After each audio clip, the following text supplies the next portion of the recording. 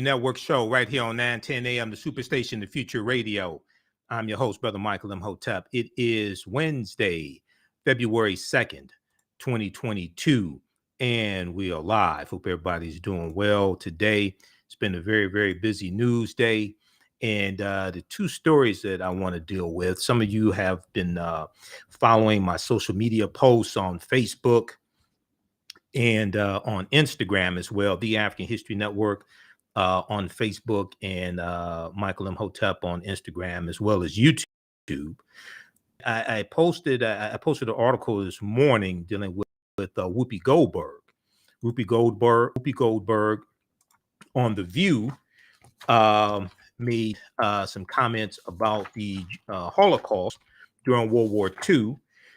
The Holocaust against 6 million Jews, but there were also Polish killed, and there were Afro-Germans killed as well.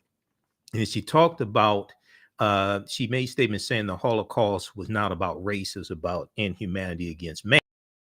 Well, we got the news this morning. It's a big article from the Daily Beast, thedailybeast.com, that I posted on our The African History Network, and it got over 400 comments. Last time I checked, it got something like 800 likes, something like that, but it got over 400 comments. And I was talking to some of the people commenting, and a lot of African Americans are upset that she was suspended for 2 weeks. Now, this is, keep in mind, the suspension took place after she apologized on the air. So she made these statements. She made the statements on Monday on The View, and Monday, which was January 31st, Monday, January 31st. Then there was backlash to those statements on Tuesday on The View. She publicly apologized, and this is a nuanced understanding. We're going to get into this deep history lesson. Okay, it's a nuanced understanding to understanding the Holocaust. Now, we know the International Remembrance of the Holocaust was January 27th, and we dealt with some of this history on the show back on January 27th, and we talked about some of the Afro-Germans that Hitler was killing as well. Okay, now, yes, it was a lot more Jews. Okay, but oftentimes when these conversations about the Holocaust take place, the Afro-Germans that were being killed are left out. I was listening to Reverend Al Sharpton's show today, keeping it real, right here on 910 AM, the Superstation WFDF, and he said if blacks had been over there, we would have been killed too by Hitler. We were killed by Hitler, and he was doing experiments on us. Okay, this gets left out of the conversation. So Whoopi Goldberg apologized on Tuesday, and then we got the news this morning that she was suspended for 2 weeks. There's a big article from the Daily Beast that deals with how a lot of her co-panelists are upset. The View co-hosts furious at ABC for suspending Whoopi. And there are a lot of African Americans who are upset as well. So we're going to deal with this today and deal with some history as well. Talk some more about some of the history of the Holocaust, deal with some of the history that gets left out, because there were Afro-Germans that were being killed. And one of the problems is that African Americans, we don't know our own history. So when this conversation comes up, we don't know to talk about the Afro-Germans that were killed. There was approximately 25,000 to 50,000 Afro-Germans that were killed. And even when I hear people, like International Day of Remembrance of the Holocaust, we shared one article from the Associated Press. This is a good example. We shared one article from the Associated Press that talked about the International Holocaust Remembrance Day, and there was not one word in there about the Afro-Germans that Hitler killed. Okay, not one word, and I'm gonna pull this up. I want you to read this article. Okay, and now without dispute, yes, there was a lot more Jews that were killed than Afro-Germans. But how's it the Afro-Germans don't even get talked about? It's not even, usually it's not even a footnote about them. So I want to pull up this this other article. World remembers Holocaust. World remembers Holocaust as anti-Semitism rises in pandemic. okay, as anti-Semitism rises in pandemic. Now, this is from the Associated Press. And on the 27th, we talked about this story here. And let me see if we could pull this up. This is from apnews.com, because I want you to read it and see how we get left out of this history. And one of the things that there was a article I was looking at shortly before coming on the air here, is that you have a lot of fans of The View who are upset with the ABC News president, Kim Godwin, suspending Whoopi Goldberg for 2 weeks. And she said that, some of this, I was trying not to get pissed off today. Just be honest with you. Just to be perfectly honest with you. When I was reading this was one of the first things I read this morning, this article. I should not have done it because I've been mad all day. While Whoopi has apologized, I've asked her to take time to reflect and learn about the impact of her comments. It's like she's treating Whoopi Goldberg like a child that you put in time out. Well, read this article here from the Associated Press. World remembers Holocaust as anti-Semitism rises in pandemic. Now, we talked about this article here on January 27th, which was the International Holocaust Remembrance Day. We dealt with all that. And like I said before, I have no problem with talking about the Holocaust. When we talk about the Holocaust, you need to talk about the Afro-Germans that Hitler was killing as well. Now, when you read, I want everybody to read this article. We don't have time to go through a lot of it here, but read this article. When you go through and read this article, they don't say anything about the black people Hitler was killing. Now, once again, Hitler was killing more than just Jews. Okay, this is why we have to study all this history. All right, he was killing more than just Jews. He was killing more than people in Germany. He was killing them in Poland and France, things like this. And it goes through, okay, about 6 million Jews, about 6 million Jews, and millions of other people were killed by the Nazis and their collaborators. Some 1.5 million children were killed. I don't have a problem. We can talk about all that. We can talk about all the victims. That's fine. But now, in this article, not one word about the Afro-Germans that Hitler was killing. How the hell is that possible? But when you don't know your history, you can't raise these issues and say, hold on, wait a second. How's it you have all this and you don't even mention the black people Hitler was killing? So we're going to talk about this on today's show. We're going to get deep into this because you have the View co-host at the Furious at ABC, at ABC News President Kimberly Godwin for suspending Whoopi Goldberg for 2 weeks. But then also we're going to talk about some of the Afro-Germans Hitler was killing as well. There was a piece that I posted today from TheGuardian.com, and I sent The Guardian a donation as well because I read so many of their articles. I said, okay, they came up with that little message. Please donate to us. It said you've read 17 articles from The Guardian this year. Please donate to us. So I sent them a few dollars. Okay. So all right. If you like this, we're coming up on a break. If you like the type of information that we share, also you can support the African History Network. $ the AHN show through Cash App, $ the AHN show through Cash App, also through PayPal, paypal.me/the AHN show, paypal.me/the AHN show. And we're six days a week. We're coming up on the break. Calling numbers 313-778-7600. 313-778-7600 is the calling number if you have a question or comment. Listen to the African History Network show. I'm Michael Imhotep. We'll be back in a few minutes.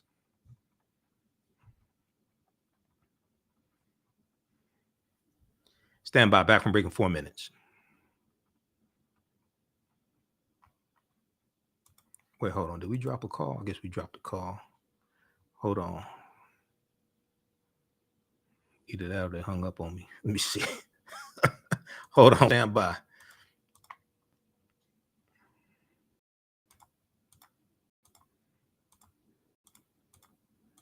We got disconnected radio station. Stand by.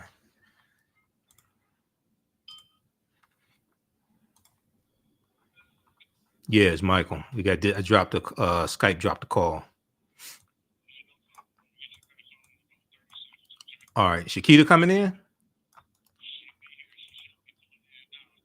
Oh, okay, that's cool. I know it's snowing outside. I know it's bad outside. So yeah, that's cool. Stand by. All right, man. Okay. Okay, I'm about to email this information too. All right, stand by, everybody. Back from break in 1 minute.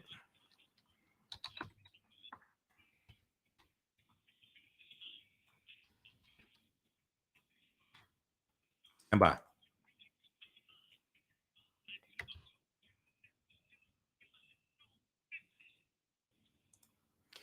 Welcome back to the African History Network show right here on 910 a.m. the Superstation, the Future Radio. I'm your host, Brother Michael Imhotep. It is Wednesday, February 2nd, 2022, and we are live. Hope everybody's doing well. Calling numbers 313-778-7600, 313-778-7600 is the call-in number if you have a question or comment.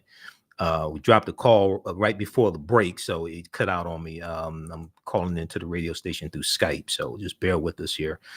Calling number 313-778-7600 is the calling number if you have a question or comment. So we're talking about Whoopi Goldberg on The View, the anchor on The View. I think she's been on The View since 2007, something like that.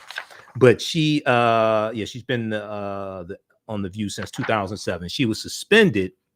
It was announced this morning, suspended for 2 weeks for basically saying that the Holocaust of 6 million Jews during World War II by the Nazis, the Holocaust was not about race, but it was about man's inhumanity to man. Now, we're going to get into some of this history because it was about race, but it's different than the concept that we think of American racism, which is largely white against African American. No, it is different than that. Okay, and this requires a deeper understanding of the Holocaust. And she also went on Steve Colbert's show as well after The View and explained herself some more. And I understand what she was saying. She just didn't know. Okay, she didn't mean anything malicious by it. She wasn't attacking anybody. She wasn't calling any names. And Shakita, cue clip number 1 up. I just sent that to you. Cue clip number 1 up from Good Morning America, please. She didn't mean anything malicious by it or anything like that. She just didn't know. But a lot of Americans are unaware of history, ignorant of history, and there's a declining awareness when it comes to the Holocaust and the history of the Holocaust as well. Okay. All right. So we'll go to clip 1 in just a second here. So here's what happened for those that don't know. Whoopi Goldberg was suspended from The View for 2 weeks over her Monday remarks about the Holocaust, and most of her co-hosts are furious with the network, sources told the Daily Beast. Now, Kimberly Godwin, who's the ABC News president, said in a note to staff on Tuesday evening, we got the word basically late Tuesday night, early this morning, because I think I saw something last night before I went. Well, I can't remember what time I went to bed. I went to bed 3 a.m. I went to bed at 3 o'clock this morning. So I saw something before I went to bed. Effectively, immediately, I am suspending Whoopi Goldberg for 2 weeks for her wrong and hurtful comments. Quote, while Whoopi has apologized, I have asked her to take time to reflect and learn about the impact of her comments. Now, Kim Godwin went on to say in the statement, the entire ABC News organization stands in solidarity with our Jewish colleagues, friends, family, and communities. I'm not sure how she knows that. Did she take a poll? I'm not sure how she knows that, 1. But 2, Whoopi Goldberg stands with the Jewish community as well. She was just unaware. She wasn't trying to hurt anybody's feelings or anything like that. She was just unaware of the history. Now, Kim Godwin, ABC News president, further said that, quote, these decisions are never easy but necessary.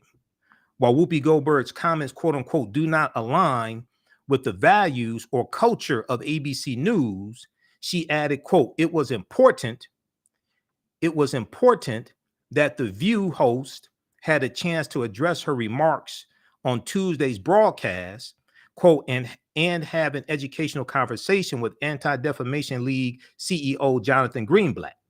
Now, did you have anybody on the show to talk about the African-American perspective or the African perspective when it dealt with the Jewish Holocaust or deal with the Holocaust in general and the Afro-Germans that Hitler was killing? Did you? The show is called The View, right? So whose view is it? Is it just your view? I mean, Jonathan Greenblatt, he shed some good history dealing with the Holocaust, but who was there to talk about the Africans that Hitler was killing? Who was there to talk about the fact that the Nuremberg Laws, and we dealt with this here on this show. This is why I was to support this show, okay? Because it takes a lot of work to put this show together. And as I've said before, I don't get paid from the radio station to do this show, so it takes a lot of resources to do this. Who is talking about the fact that the Nuremberg Laws that Hitler instituted against the Jews, he studied the segregation laws that the U.S. had against African Americans to come up with the Nuremberg Laws. We talked about this on January 27th on the International Day of Remembrance of the Holocaust. History.com has a good article, and when I teach my classes dealing with from the Civil War to the Civil Rights Movement and Black Power, 1865 to 1968, we deal with this in the class. I'm going to pull this up here from, you know what we'll do? We're going to go to clip one first. Let's go to clip one from Good Morning America. This is what happened, and then we're going to get into some of these articles and deal with some of this history. Let's go to clip one, Shakita. The View co-host Whoopi Goldberg suspended for 2 weeks for her comments about the Holocaust. Ariel Reshef has the story. Good morning, Ariel. Good morning to you, George. Though Goldberg has apologized, her comments sparked a firestorm, some seeing this as a troubling sign of fading understanding about the horrors of the Holocaust. This morning, ABC News suspending Whoopi Goldberg for 2 weeks in response to her inflammatory remarks about the Holocaust. ABC News President Kim Godwin saying in a statement, effective immediately, I am suspending Whoopi Goldberg for 2 weeks for her wrong and hurtful comments. While Whoopi has apologized, I've asked her to take time to reflect and learn about the impact of her comments. The entire ABC News organization stands in solidarity with our Jewish colleagues, friends, family, and communities. If you're going to do this, then let's be truthful about it, because the Holocaust isn't about race. On Monday's show, the host of ABC's The View inaccurately claimed the Holocaust was not related to race. It's not about race. It's not about race. What is it about? Because it's about man's inhumanity to man. That's what it's about. Whoopi Goldberg. Goldberg appearing to double down on the Colbert Show that night. The American experience tends to be based on skin. Yes. And so that is what race means to me. Mm-hmm. When you talk about being a racist, I was saying you can't call this racism. This was evil. Mm-hmm. This wasn't based on the skin. You couldn't tell who was Jewish. Mm-hmm. They had to delve deeply to figure it out. Then tweeting an apology, saying in part, the Jewish people around the world have always had my support, and that will never waver. I'm sorry for the hurt I have caused. And the next day, opening The View with this. I said that the Holocaust wasn't about race, and it was instead about man's inhumanity to man. But it is indeed about race, because Hitler and the Nazis considered Jews to be an inferior race. Now, words matter, and mine are no exception. I regret my comments, as I said, and I stand corrected. I also stand with the Jewish people, as they know, and y'all know, because I've always done that. By the end of the Holocaust, just 77 years ago, 6 million Jews had been murdered. That might not fit exactly or feel different than the way we think about race in 21st century America, where primarily it's about people of color. But throughout the Jewish people's history, they have been marginalized, they have been persecuted, they have been slaughtered, in large part because many people felt they were not just a different religion, but indeed a different race. The head of the Anti-Defamation League warning anti-Semitism is still a real and present danger. We need people on good faith on the left and the right to call this out forcefully, fully, without hesitation. And studies show an alarming decline in knowledge about the Holocaust at a time when anti-Semitism has surged to unprecedented levels. The FBI saying Jews are the most targeted for religious-based hate crimes in this country. And George, as you heard there, Goldberg saying she regrets her comments and any hurt they may have caused. Yes, she did. Okay, Ariel, thanks very much. Okay, pause it right there. We're going to go to clip 2 in just a second, Shakita from the Black News Channel. Okay, let's jump into this because we're coming up on the break. Now, right before the break, now this is something that very few people talk about. And we deal with this in the online history classes that I teach, and I'm a historian. How the Nazis were inspired by Jim Crow to craft legal discrimination. The Third Reich studied the United States. This is from history.com, which is the official website of the History Channel. How the hell is it? How the hell is it that this does not come up when we talk about the Holocaust? Now, we talked about it here on the African History Network show during the International Day of Remembrance of the Holocaust. We dealt with this here on this show. If we look at, let me go to this. Hold on just a second here. Okay.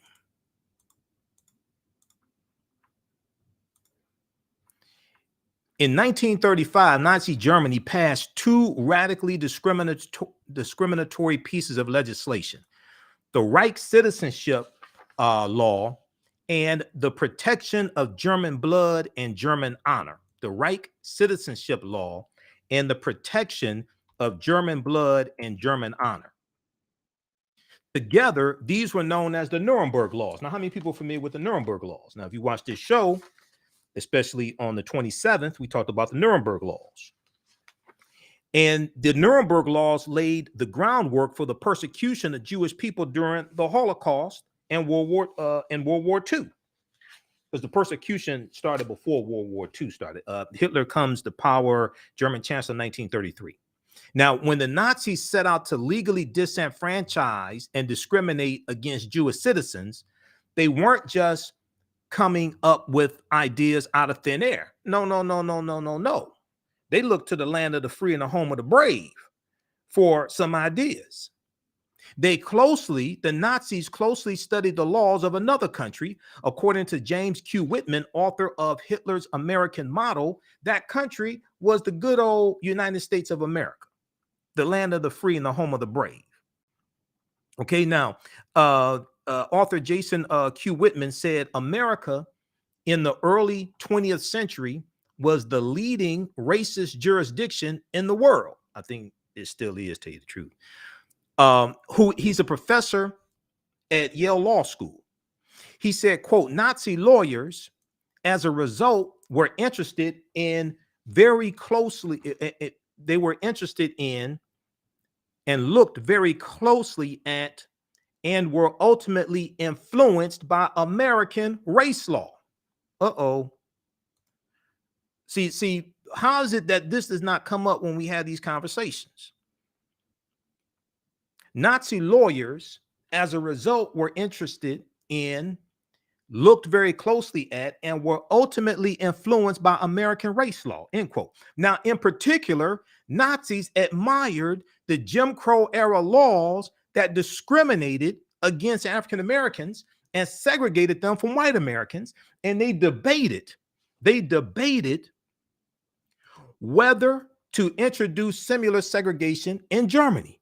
Yet they ultimately decided that it would not go far enough. However, they used some of what they learned from U.S. segregation laws for the Nuremberg Laws to discriminate against the Jews and persecute the Jews. Quote, one of the most striking Nazi views was that Jim Crow was a suitable racist program in the United States because American blacks were already oppressed and poor. Okay, one of the most striking Nazi views was that Jim Crow was a suitable racist program in the United States because American blacks were already oppressed and poor. But then in Germany, by contrast, where the Jews, as the Nazis imagined they were, now all of them were rich and powerful, but some of them were. As the Nazis imagined it, the Jews were rich and powerful. It was necessary to take more severe measures against the Jews from the Nazi perspective, Because of this, Nazis were more interested in how the U.S. had designated Native Americans, Filipinos, and other groups as non-citizens, even though they lived in the U.S. or its territories. We'll continue this on the other side of the break, this history lesson that you ain't going to get a whole lot of other places. Listen to the African History Network show. I'm Michael Imhotep. We'll be back in a few minutes. Stand by. Share this broadcast on your social media platforms. Invite your friends to tune in also.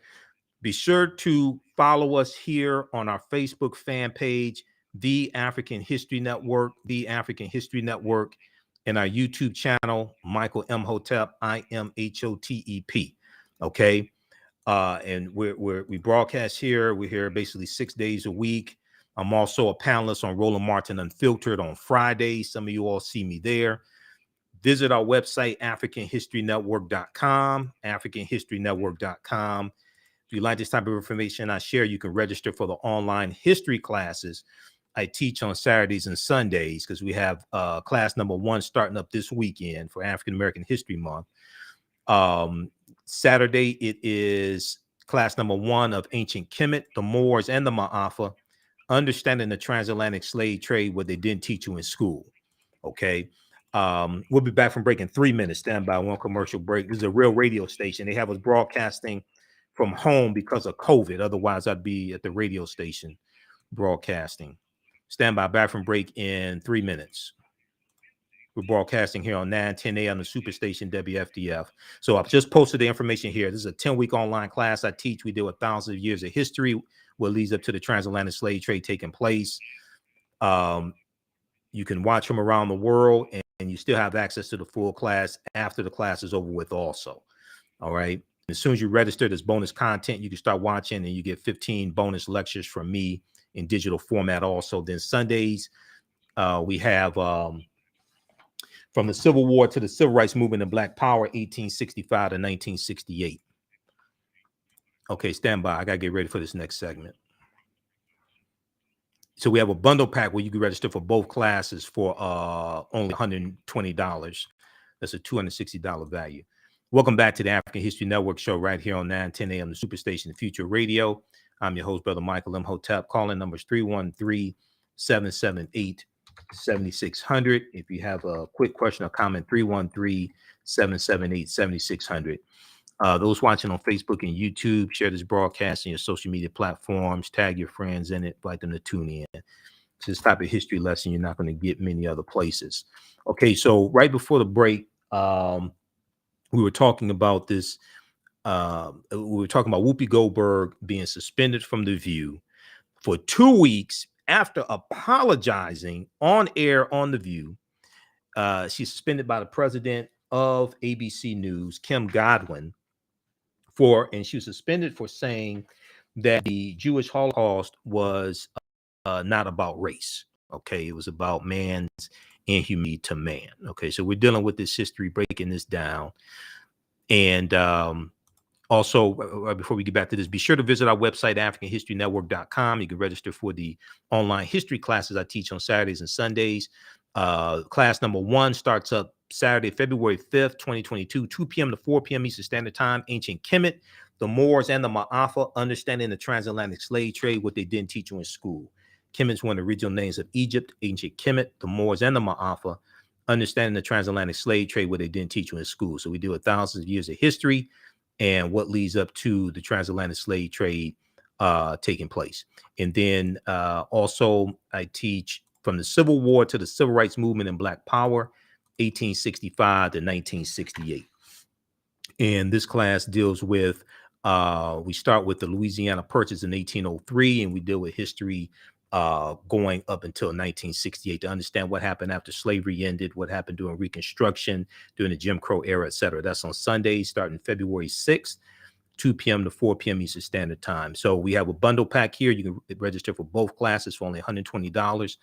The classes are normally $130 each. They're on sale $80, but we have a bundle pack. You can register for both classes for $120. And you still have access to the full class even after the course is over with. So a year from now, if you want to go back and watch the entire class, you can do that. Okay. So we'll give you some more information about the class before we get out of here. All right, I want to go back to this. We were talking about the Nuremberg Laws right before the break, because a lot of people don't know this history. So this is a piece from history.com that deals with how the Nuremberg Laws were inspired, the Nuremberg Laws that were used in Nazi Germany to discriminate against Jews.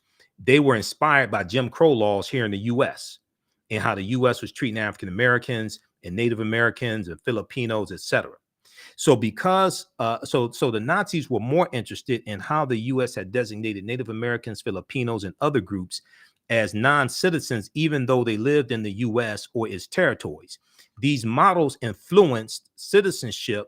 These models influenced the citizenship portion. The citizenship hold on, we lost connection with the radio station. Just a second here. Stand by. I'm calling into the station through Skype. It's been acting up. Stand by. Let me call them back.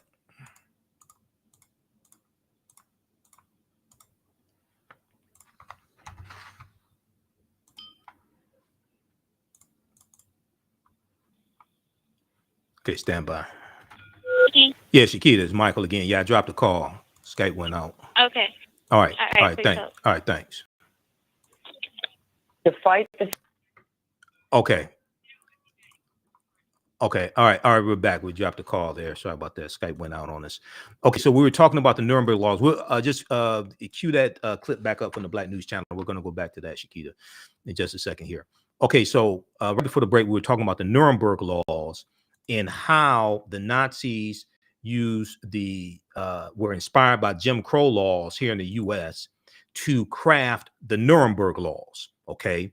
The Nuremberg Laws were the laws that they used to target Jews, discriminate against Jews in Nazi Germany.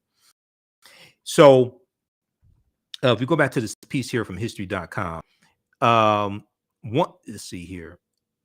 In particular, Nazis admired Jim Crow era laws that discriminated against Black Americans and segregated them from white Americans. Okay. Now, these models influenced the citizenship portion of the Nuremberg Laws, which stripped German Jews of their citizenship. Hold on, let me scroll back down here just a second. These models influenced the citizenship portion of the Nuremberg Laws, which stripped German Jews of their citizenship and classified them as nationals.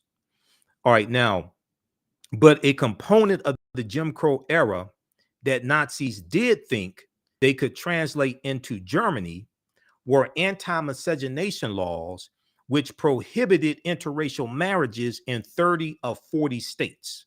Okay, prohibited African Americans from marrying white people. We know, was it not legal in all 50 states till 1967, the Loving case in 1967. America had, by a wide margin, the harshest law of this kind, Professor Whitman says. In particular, some of the state laws threatened severe criminal punishment for interracial marriage. That was something radical Nazis were very eager to do in Germany as well. The idea of banning Jewish and Aryan marriages presented the Nazis with a dilemma. How would they tell who was Jewish and who was not? How would they tell who was Jewish and who was not? Because, as Whoopi Goldberg said, this was like white people against white people. So how do you tell? After all, race and ethnic categories are socially constructed, and interracial relationships produce offspring who don't fall neatly into one box. Again, the Nazis looked to America. Quote, connected with these anti-miscegenation laws was a great deal of American jurisprudence on how to classify who belonged to which race, Controversial one-drop rules stipulated that anyone with any Black ancestry was legally Black and could not marry a white person. Laws also defined what made a person Asian or Native American. In order to prevent these groups from marrying whites. Notably, Virginia had a Pocahontas, quote unquote, Pocahontas exception for prominent white families who claimed to be descended from Pocahontas. The Nuremberg Laws, too, came up with a system determining who belonged to what group, allowing the Nazis to criminalize marriage and sex between Jewish and Aryan people, because the Nazis said that the Aryans were the superior race. They were a white race. They were a superior race. And the Nazis classified Jews not as a religious group, but as a inferior race. So you had the Aryan race that was the superior white race. They classified the Jews as an inferior race and also said that they weren't human. Sounds like the way African Americans were treated in this country. Now, rather than adopting a one-drop rule, the Nazis decreed that a Jewish person was anyone who had 3 or more Jewish grandparents, which means, as Professor Whitman notes, that American racial classification was much harsher than anything the Nazis themselves were willing to introduce in Germany. Even though the Nazis studied Jim Crow here and took and modeled the part of the Nuremberg laws from the miscegenation laws here, and they were inspired, the Nazis were inspired by the Jim Crow laws here in the US.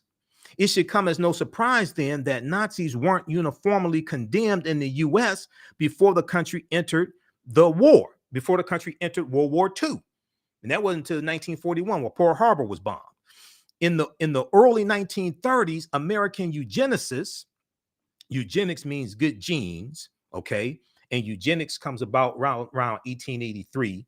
About 1883, eugenics is coined.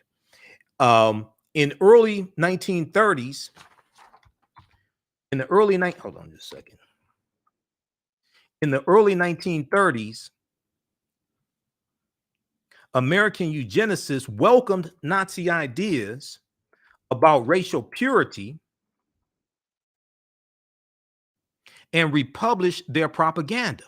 American aviator Charles Lindbergh accepted a swastika medal from the Nazi Party in 1938. Now we know the swastika is a corruption of the Gramadan, which is an African symbol. If you read Black Man of the Nile and his family by Dr. Yosef Ben Yakinen, okay, you see the Gramadan in there. The Gramadan was an African symbol that was a spiritual symbol, and it consisted of the Gramadan consisted of 4 right angles. A right angle is 90 degrees. 90 times 4 is 360. It was a spiritual symbol and dealt with 360 degrees of knowledge. It became corrupted by the Nazis. And also Hitler studied North African philosophy. He studied Egypt. His title of Führer is also in German means pharaoh. Okay, so Nazis studied North African philosophy, as a lot of people do. I mean, you look at the Washington Monument here in the U.S. That's an African symbol called a Tekken, coming out of ancient Kemet, and we know that 50 of the 56 signers of the Declaration of Independence were in 1776 were Freemasons, including George Washington. Okay, so the foundation of Freemasonry is the knowledge coming out of ancient Kemet, the Nile Valley region of Africa, ancient Africa. All right, now, once the United States entered World War II in 1940, actually entered fighting after Pearl Harbor's bomb December 7th, 1941, it took a decidedly anti-Nazi stance. But Black Americans, African American troops noticed the similarities between 2 countries and confronted them head on with a double V campaign. Its goal, the African American World War II veterans, the World War II soldiers, people like Medgar Evers, okay, who was at D-Day in France, okay, June 1944. Victory abroad against the Axis powers and victory at home against Jim Crow. They had a double V campaign. They said we got to fight abroad and a fight at home. All right, so read this article here from history.com because very few people actually want to talk about this, how the Nazis were inspired by Jim Crow. Okay, now we're coming up on a break. When we come back, we're going to go to this clip here from the Black News Channel. They talked about it today. Misha Cross, who I know, and also Candace Kelly, legal analyst Candace Kelly. We've both been panelists on Roland Martin Unfiltered, Misha and Candace, myself. We're also going to deal with this here, learn more about Black history in Germany. Okay, so once again, how is it that the Afro-Germans who Hitler was killing get left out, and we don't have exact numbers? But check this out. We don't have exact numbers, but hold on, let's go back to this. Precisely how many Black Germans died in Nazi concentration camps, we don't know, but estimates put the figure between 25,000 and 50,000. How the hell is it that this never comes up? We're going to deal with all this on the other side of the break. You listen to the African History Network show. I'm Michael Imhotep. We'll be back in a few minutes. Stand by. Okay, then we got this other article here from The Guardian. We got this one here from The Guardian. We also have an update on the threats against HBCUs. FBI has identified some persons of interest. All right, stand by. Then we've got this one here from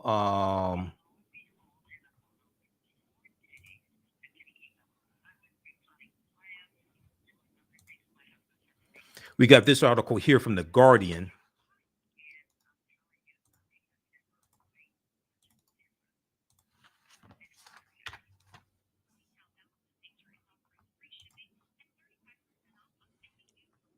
I posted this article earlier today. Got some interesting comments. Black people were Hitler's victims too.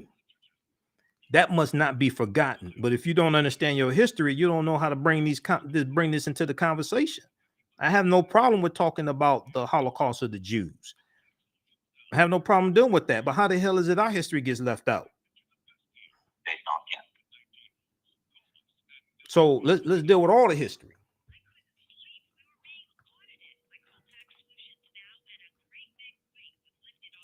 Okay, YouTube's going crazy. What's wrong on YouTube? Okay, we're on commercial break. This is a real radio show.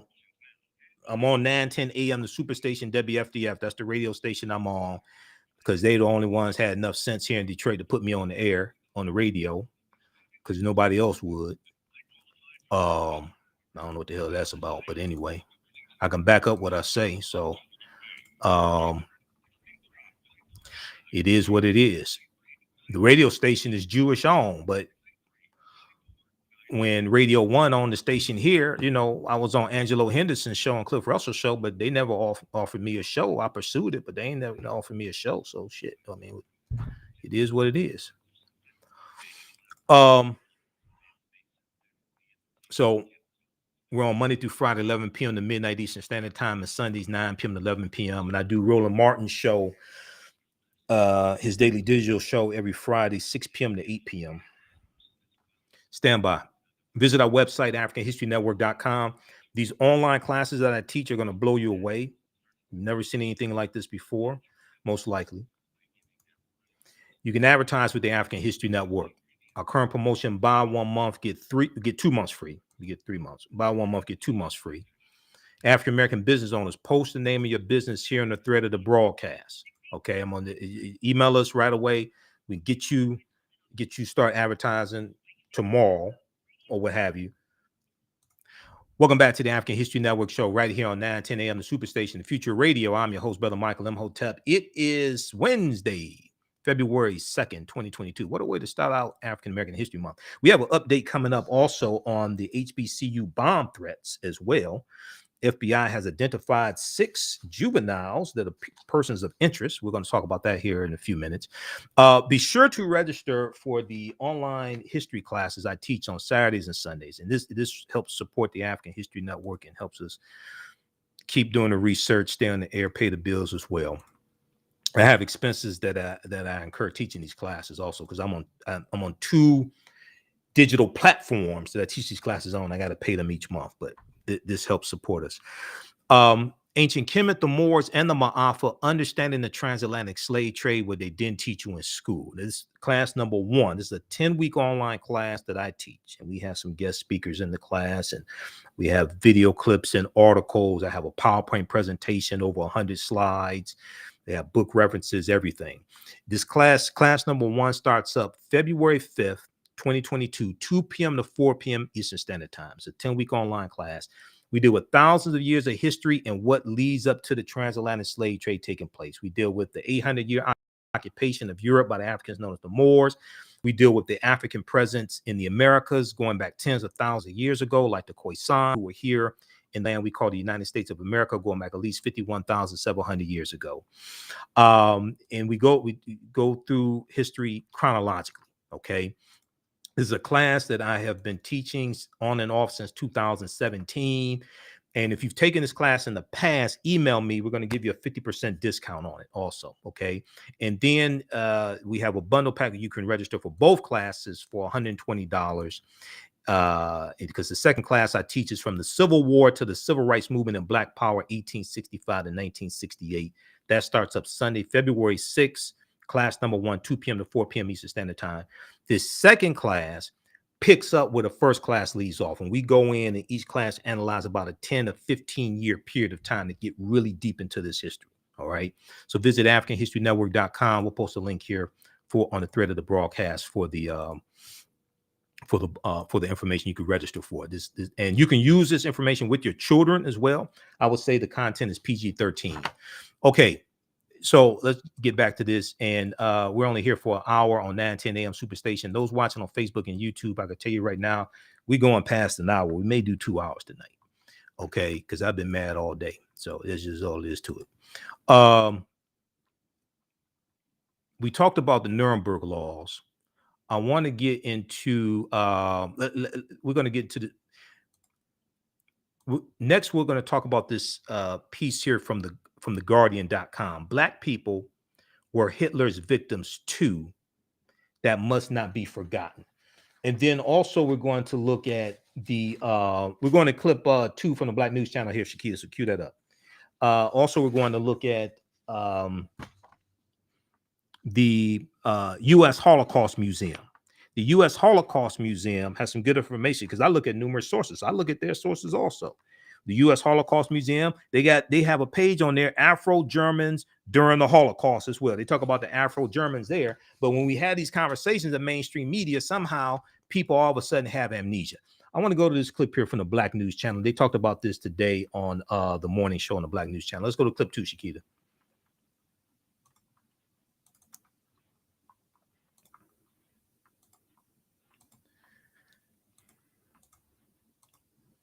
All right, from the Black News Channel.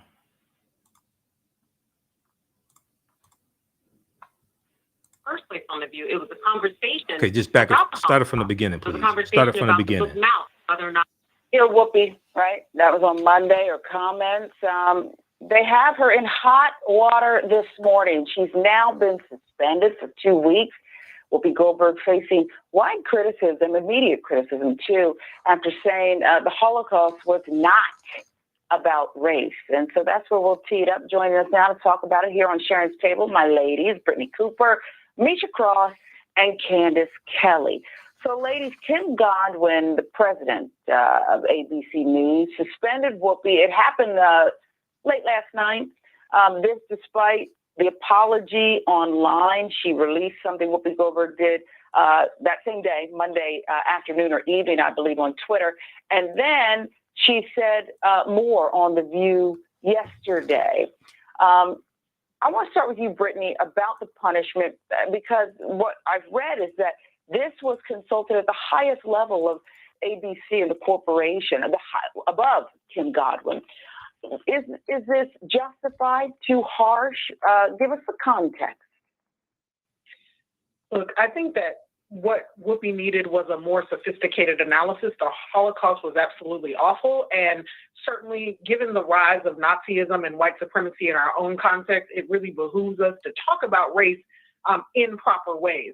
Now, I give a bit of side eye because to me, this was a lack of analysis. This wasn't an attempt to reduce the horrors that Jewish people went through. It wasn't an attempt to misunderstand. It is about the ways that race gets framed in the U.S. context as really being an issue of blackness versus whiteness. And because of many of the people that many of us know are white Jewish people, sometimes I think folks struggle to understand the way in which Jewish identity is racialized in the context of the Holocaust.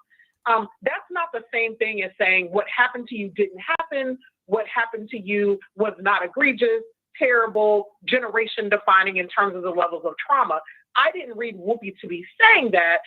And I do think that folks always have a problem when Black folks don't get the analysis of race right. And it's so interesting to me when corporations have such clarity about the punishments that Black people need around missteps in these conversations that don't seem to apply across the board. So I give the side eye to it, but I also understand that I'm not in this instance part of the aggrieved or offended group. And so if this suspension does help Whoopi to get a better analysis, then I'm all for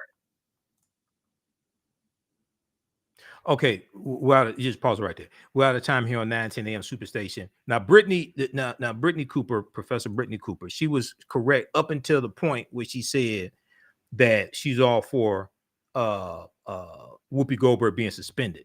Whoopi does not need to be suspended. Okay, number one, Americans are very ignorant of history. Americans need a massive history lesson. But Whoopi, one, apologized the next day on The View. Two, she didn't mean anything malice or malicious about it, anything like that. Okay, so yes, they had Jason Greenblatt on from the ADL to talk about some of the history, and America needs a massive history lesson. But they were wrong for suspended Kim Godwin was wrong for suspending Whoopi Goldberg. I think she may get some backlash from this. And then also this piece right here from where is that? This piece from Shadow and Act. The View fans call out double standard in Whoopi Goldberg suspension. Read this here from Shadow and Act. We're going to talk about this. Those watching on Facebook and YouTube, keep watching. Visit our website, AfricanHistoryNetwork.com. Register for our online classes. Right now, it's correct your own behavior is not over till we win. Wakanda forever. We'll talk to you tomorrow. Peace. Stand by. Okay, stand by, everybody. This piece here from Shadow and Act. We're going to keep going. We're off the air on 910 AM Super Team WFDF. We're going to keep going here because I control this. The View fans call out double standard in Whoopi Goldberg's suspension after years of controversial remarks from Meghan McCain, conservative pundits. Okay. See, now you just opened up a can of whoop ass, Kim Godwin, because when Meghan McCain was on The View saying stupid sugar honey iced tea making you money, it was all right. But now Whoopi Goldberg made some mistakes. She didn't mean any malice by it. She wasn't trying to harm anybody. She comes back and apologizes because Americans are very ignorant of history. In the piece I played from Good Morning America, they talked about a study that shows how there's a declining knowledge in the U.S. of the Holocaust, World War II, period. I mean, we dealt with the piece from January 19th, 2021 from CBS This Morning that deals with how this piece here, CBS This Morning, it deals with how many Americans don't know what's in the U.S. Constitution. This piece here from CBS News, you can watch this, and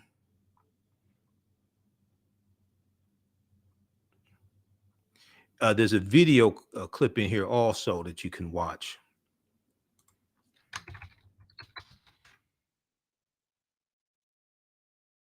Listen right here. I hope it pulls up the full story.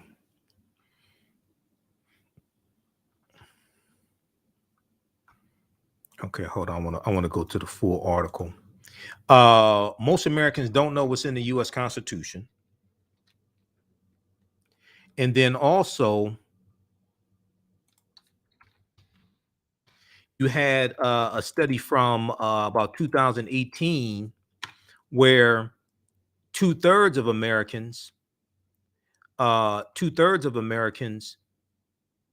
could not name the three, two-thirds of Americans could not name the three branches of the federal government: judicial, legislative, and executive.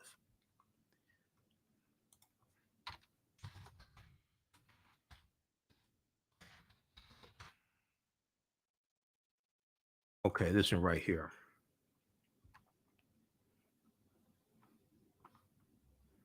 Let's see, let's close that out. Close that.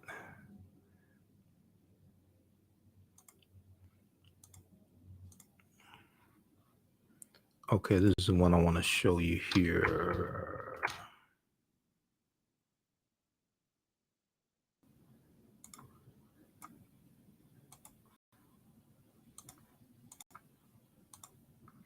Okay, most kill me.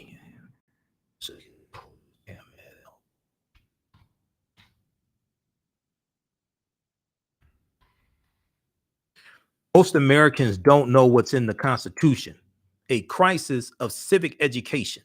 The Constitution was written by white men for white men, largely. January 19th, 2021. We've talked about this here on this show because we deal with real substance on this show. And this was the day before Joe Biden and Kamala Harris took the oath of office. It was 13 days after attempted insurrection incited by Benedict Donald, the traitor-in-chief. Okay, so they talk about inauguration, and they deal with how many Americans don't know what's in the U.S. Constitution, the 7,500-word blueprint for America, establishing our national government, basic rights, and a process for addressing our problems, at least in theory. The Constitution provides many answers, many questions and answers. It comes out of a historical context. Most people don't understand the history leading up to the Constitution. So read this and watch the video in here. It's very, very informative. Okay. So Americans are very ignorant of history. This is not something to treat Whoopi Goldberg like a child for. Because there's a lot of white people that don't understand history and don't understand the Constitution, don't understand World War II, don't understand the Jewish Holocaust, things like this. The View fans call out double standard in Whoopi Goldberg's suspension after years of controversial remarks from Meghan McCain. I don't think Meghan McCain was ever suspended. All that dumbass nonsense she said on The View. This is by Monique Jones. Give it up for Monique for shadowing that. Fans of The View are considering boycotting the series after it was announced that Whoopi Goldberg would be suspended for 2 weeks after comments she made regarding the Holocaust. Now, I don't watch The View. I see clips here and there I may read an article here and there about it because I monitor about 35 different news sources on a daily basis. If it's something big, I may see something on MSNBC about The View. I don't watch The View, but I definitely ain't watching it now. On Monday's episode, Goldberg said she felt the Holocaust was not about race while acknowledging that the horrific incident showcased man's inhumanity to man. Her fellow co-host tried to educate her on the scope of the Holocaust effects on racial minorities to no avail. However, late that night, Whoopi Goldberg issued an apology for her words. And then we know the next day on The View, on Tuesday, she issued an apology as well. Okay. We know Jonathan Greenblatt of the Anti-Defamation League shared the Holocaust was about Nazis' systemic annihilation of the Jewish people, who they deemed to be an inferior race. That's true. The Nazis viewed the Aryans as a superior race, pure white people, superior race, and they viewed the Jews as an inferior race. So it was about race, but it's a different racial dynamic than we think of here in the U.S. And when she was on Stephen Colbert's show, she was talking about understanding race from white people oppressing African Americans, which is a good place to start, by the way. The quote, the Jewish people around the world have always had my support, and that will never waver. I'm sorry for the hurt I caused, Whoopi Goldberg said. Okay, you can read the rest of this here. She doubled down on her comments as a guest on The Late Show with Stephen Colbert, once again saying that Nazis had issues with ethnicity, not race. The Nazis, see, race is a man-made concept, and the Nazis and when we go to the Holocaust memorial, the Holocaust Encyclopedia, I have some information on that. She also said, again, the Holocaust was about white on white.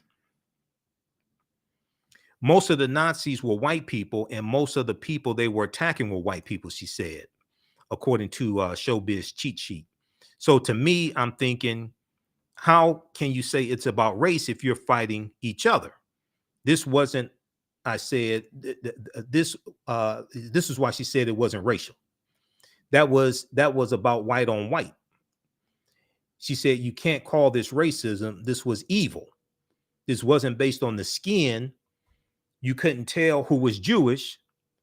They had to delve deeply to figure it out. No, they created the Nuremberg Laws to discriminate against the Jews and identify against the Jews and measure the width of their nose and different things like this. They created the Nuremberg Laws by studying segregation here in the good old US of A. Okay, now let's get past this. Tuesday, Goldberg, Greenblatt did. Okay. Okay, Jonathan Greenblatt said, deeply appreciate Whoopi Goldberg inviting me onto The View today to have an important discussion on the importance of educating about the Holocaust. Whoopi has been a longtime ally of the Jewish community and ADL, and her apology is much welcome.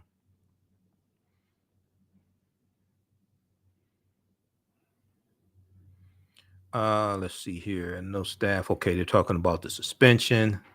They have the full letter there.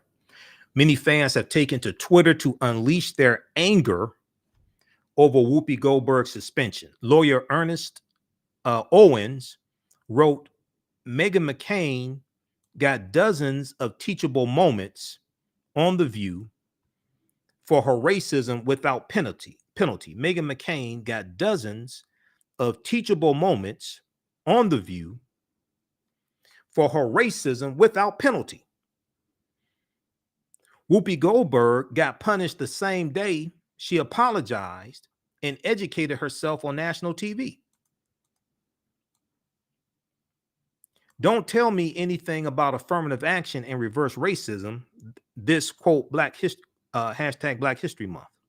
This is a hell of a way to start out African American History Month, Black History Month. Bomb threats on HBCUs and Whoopi Goldberg getting suspended from The View. I mean, this is a hell of a way to start out African American History Month. Okay, this is Ernest Owens.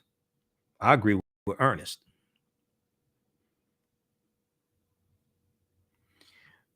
Miss Daisy said, I guess she's on Twitter.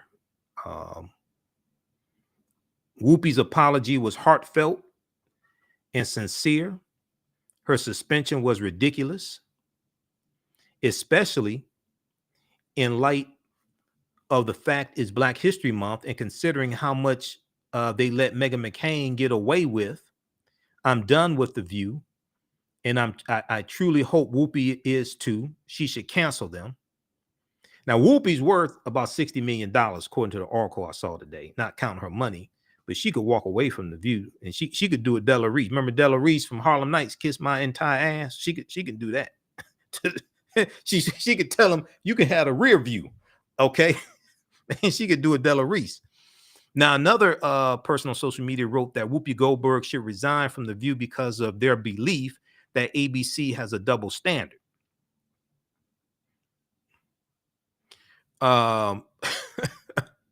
Okay, so read the rest of this here. All right. Another person wrote, Whoopi's apology was heartfelt and sincere. Her suspension was ridiculous. Okay, so okay. Okay, I think it scrolled back up. Interestingly enough, Whoopi Goldberg's co-stars also disagree with ABC's decision to suspend her, according to the Daily Beast. That's the article that I just showed you from the Daily Beast. Anna Navarro said to the Daily Beast, I love Whoopi Goldberg. I love The View. This was an incredibly unfortunate incident. Whoopi is a lifelong ally to the Jewish community. She is not an anti-Semite, period. I am sad. I said, how about if all y'all just don't show up to work tomorrow? See what happens. See what type of view they have then. Okay. they should just all call in sick tomorrow. Okay. And see what type of view you have then. All right. Now, how's everybody doing? Okay. Follow us on our Facebook fan page, The African History Network. Turn on live notifications so you know when we go live. Also, follow us on our YouTube channel, Michael Imhotep, IMHOTEP. Turn on live notifications there so you know when we go live. You can follow us on Instagram as well at Michael Imhotep, IMHOTEP. All right, I want to look at this this next article here. So this is from let's look at this one briefly here. This is from theguardian.com. I posted this earlier today, and a lot of people were commenting on it. We got hundreds of likes on this one. Black people were Hitler's victims too. That must not be forgotten. The problem is a lot of people don't know it, so you can't forget what you don't know. They just don't know. It doesn't come up. This is why America must have a massive history lesson. And if we're ever going to get reparations, repairing the damage of a legacy of 246 years of different types of slavery and decades of Jim Crow segregation and redlining and racism, things like this, America must have a massive history lesson. Because there was a study, and we talked about it here on this show. There was a study from 2018, April 4th, 2018, 50th anniversary of the assassination of Dr. King. 40% of white Americans surveyed thought that African Americans could be equally as successful if they just tried harder. 40% of white people surveyed. Newsweek.com has this article. 40% of white people surveyed thought that African Americans could be equally as successful as white people if they just tried harder, which means they really don't understand the history of racism, things like this. And you know what? I'm gonna try to pull this up from Instagram. I saw this is hilarious. Oh, this calls me. I saw what's her name? Jane. What's the did I save that? Oh, I sure hope I saved it. I meant to save it. Jane Elliott, I think is her name. I'm going to my saved. I saw something on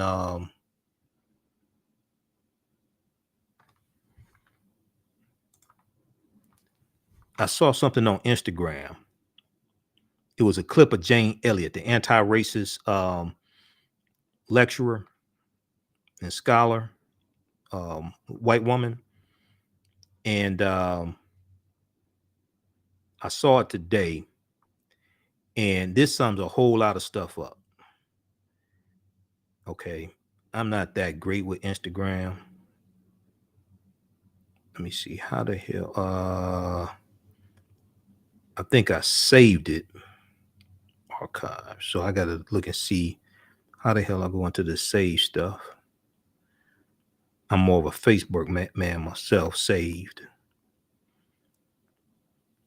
is, okay, we didn't save it. Let me see if I can find this right quick. So Jane Elliott was asking the question. She was speaking to a group of white people. And I think, oh, you know what? I think it was Chuck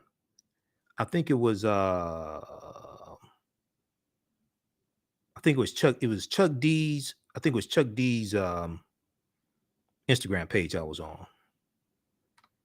It was one of these hip hop artists that I follow. Old school hip hop. Ain't no Lil Wayne stuff, but hold on, let me see if I can find this. So she asked them, how many of you would, oh yeah, here it is right here. What I'm going to do is I'm going to post this on my Instagram page, and I'm going to repost this on my Instagram page and show it to you, because I use repost. I have learned how to use repost in Instagram.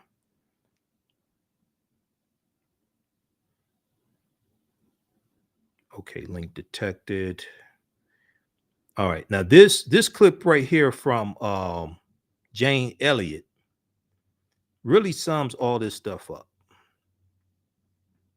So, because you have a lot of white people, they may not know all the history and can't give you all the dates and all that stuff, but they know they wouldn't want to trade places with African Americans. They know that.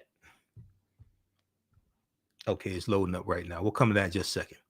So let's look at this quickly here, and I'm gonna show you this clip. Okay, if you you don't want to be standing up watching this clip. Let me just tell you this, because you're gonna fall out laughing. All right. It's loading up now. All right. Okay, here we go. Let's go to this clip here. Let's see. Because it just loaded. So you'll be the first to see it on my Instagram page. Let's go to this. Let's take the sound off. Be happy to receive the same treatment that our black citizens do in this society. Please stand. I'll go back.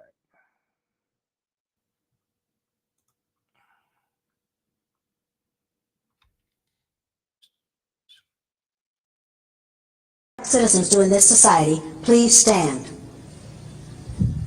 You didn't understand the directions.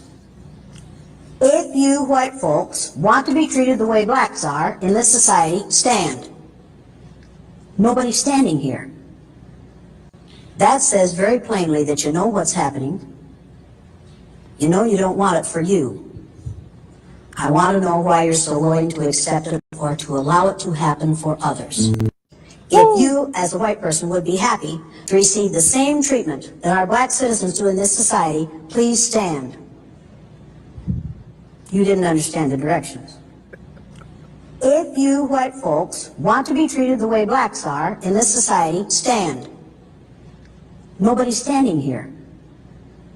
That says very plainly that you know what's happening. You know you don't want it for you. I want to know why you're so willing to accept it or to allow it to happen for others. If you... All right.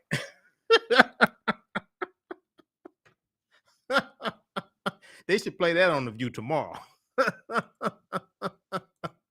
Okay, they should play that on The View tomorrow. All right, they need to play that like they should play that on Fox News. That makes you know, when I do my Black History Month presentation, I'm gonna play that at the beginning of every Black History Month presentation. If I did a virtual presentation for Davis and Elkins College in West Virginia on Dr. King Day. If I had that clip, if I knew about that clip on Dr. King, I would have played that because it was a mainly white audience. I would have played that for them. And it was virtual, so they couldn't beat me up or nothing. I mean, they wouldn't do that, but it was virtual. So I was here in Detroit. I should have played that. The audience was good. It was receptive. It's a lot of white college students, things like that. It was receptive, but I should have played that right there. All right. Many people, even those with no more than a passing interest in sport, have heard of Jesse Owens. Okay, remember Dorian Hayward, the Jesse Owens movie years ago. I think it was the 80s, something like that, about Jesse Owens, right? 1936 Olympics. The American athlete who ruined Adolf Hitler's moment in the sun. Okay, and here's Jesse Owens here. USA, proud USA, came back to Jim Crow segregation, all this stuff. It was hard for him to find a job, things like this. He went and kicked the world's butt for America. The American athlete who ruined Adolf Hitler's moment in the sun. For there can be no question that Hitler saw the 1936 Olympic Games in Berlin as the idea platform from which to amplify Nazi propaganda and demonstrate his white supremacist ideology. But Jesse Owens, the grandchild of a slave, shattered that illusion. Jesse Owens became the first U.S. track and field athlete to win 4 gold medals at a single Olympiad. And he came back, and it's hard for him to find a job, decent job, all this stuff. I remember one time they had him racing against a horse when he came back to the U.S. For most of the watching world, his dominance in the 100-meter, 200-meter long jump, and 4x100 meter relay was a powerful repudiation of Hitler's myth of a superior race of humans, the Aryans. Okay, see, this gets into white racism versus white racism. This gets into white people oppressing other white people. Similar to how the English oppressed the Irish, because England colonized Ireland in about 12th century AD. So stung were the Nazis by Jesse Owens' exploits in their own backyard that their propagandist, Joseph Goebbels, would later write in his diary that, quote, white humanity should be ashamed of itself. White humanity should be ashamed of itself. By this, he meant that it had been a mistake to allow Black athletes to compete at the world's grandest sporting event. So let me get this straight. You want to beat the world and show dominance. So this is so you want to show dominance of the Aryan race and show the Aryan race is superior, but you don't want to compete against non-white people, and you don't want to compete against African Americans. You want to show your superiority, but you don't want to compete really against non-white people, but especially compete against African Americans. By this, he meant that it had been a mistake to allow Black athletes to compete at the world's grandest sporting event. Why? You afraid you're going to lose? So you want to win by asterisk. You want to have an asterisk down there. It's just like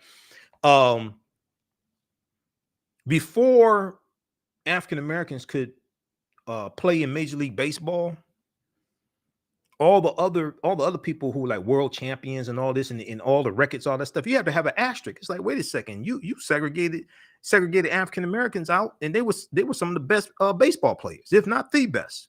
The Negro League players were the best baseball players. Some of the best baseball players, if not the best baseball players. So all those records you have before they let Jackie Robinson in the league and others, you got to have an asterisk there and say, wait a second, they were segregating. This is lopsided here.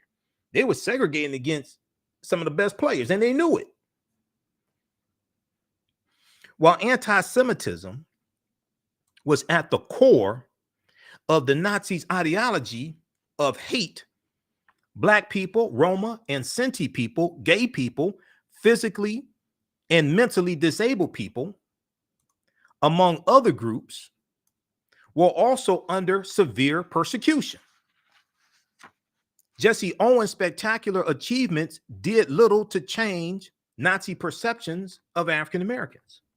Policies directed against them, many of whom had come from Germany's colonies in Africa, were cruel and inhumane. Policies against these Afro-Germans or Black people in Germany were cruel and inhumane. Seen as subhuman, Black people were marginalized socially and economically. But even with the shadow of Nazism hanging over them like a dark cloud, many found expression in art and music. All the same, Nazis condemned the influence of Negro culture on German art and music, calling it, quote unquote, degenerate and racially alien. Degenerate and racially alien. Although no exact figures exist, it is known that a significant number of Black people were detained in concentration camps and forced labor camps during the Nazi reign, and that many were murdered. Well, if it's so known, why the hell aren't they talking about it? How is it that when we have these conversations about the Holocaust, and once again, I have no problem talking about that. People need to understand that history and understand World War II and Nazi Germany and how and Hitler was elected into office. He came to power in 1933 as German chancellor, and then they rewrote the Constitution of Germany. I have no problem dealing with that history. But how is it our history gets left out of that history? Nonetheless, there seems to be little interest in Hitler's black victims. Well, you only protect what you respect. See, you only protect what you respect. This is why on yesterday's show, we dealt with how this African American History Month is harder in schools in certain states where they've been passing these anti-critical race theory laws, because now teachers are afraid of what to teach in school and don't want to end up losing their jobs, things like this. We talked about this on yesterday's show. Axios.com had this big story. This was our lead story yesterday. This one right here. Go back and watch a Tuesday show, Tuesday, February 1st. First day of African American History Month. Hell of a way to start out. Bomb threats against HBCUs and these ignorant anti-critical race theory laws. And critical race theory is not even taught in K through 12. New rules are limiting how teachers can teach Black History Month. This is from Axios.com, February 1st, 2022. We went deep into this yesterday.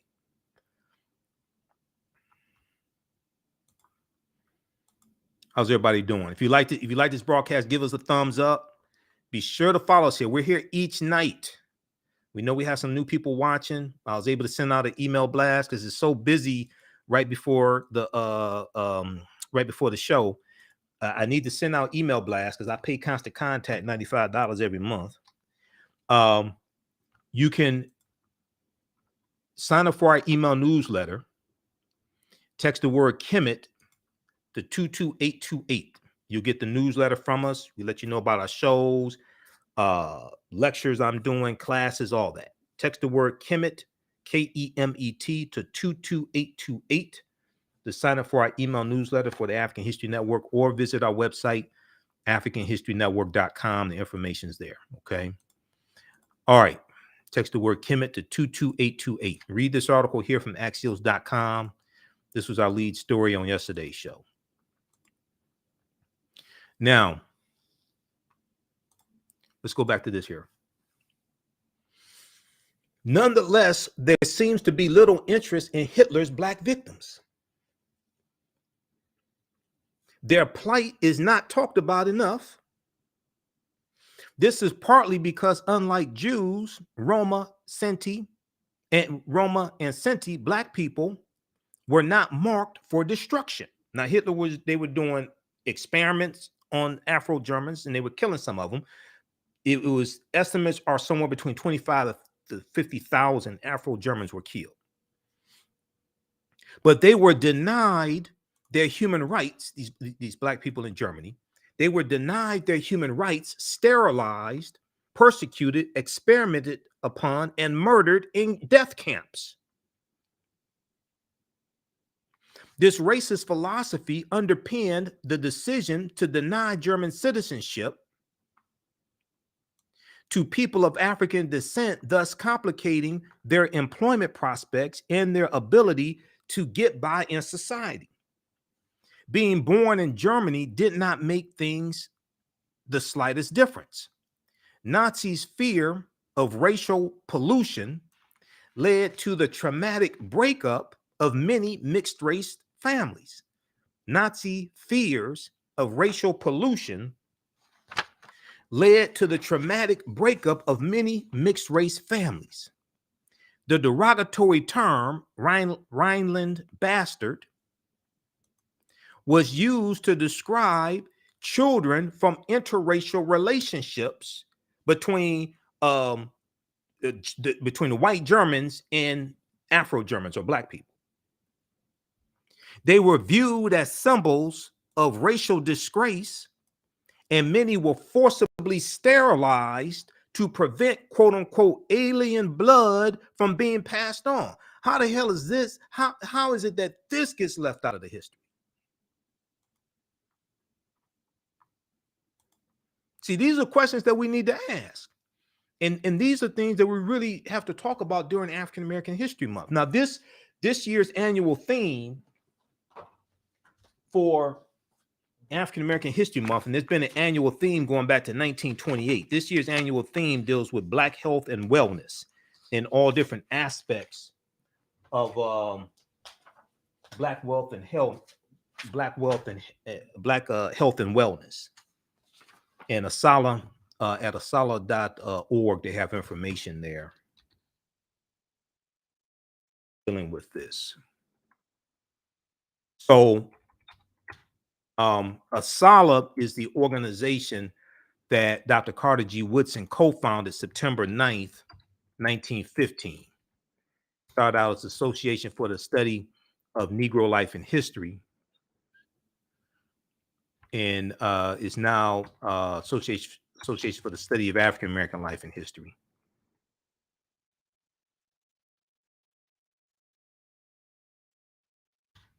Should be asala.org or asala.com, one of them.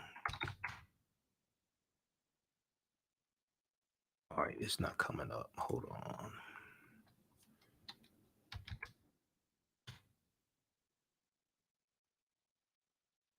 All right, it's not coming, but it's Asala, Association for the Study of African American Life and History.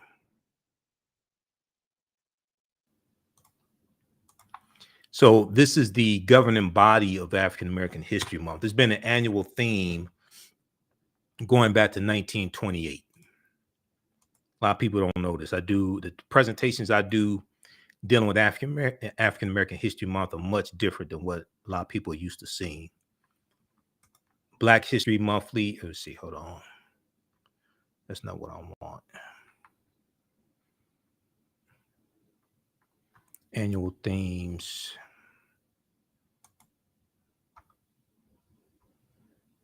Uh, 2020 theme right here. Black Health and Wellness. 2022 theme. Black Health and Wellness. That's the official theme for African American History Month this year.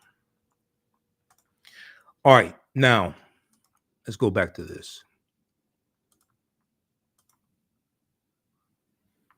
And I'm going to go back to the clip from the Black News Channel because we were running out of time on 9:10 a.m. Superstation WFDF and did not get a chance to finish that clip.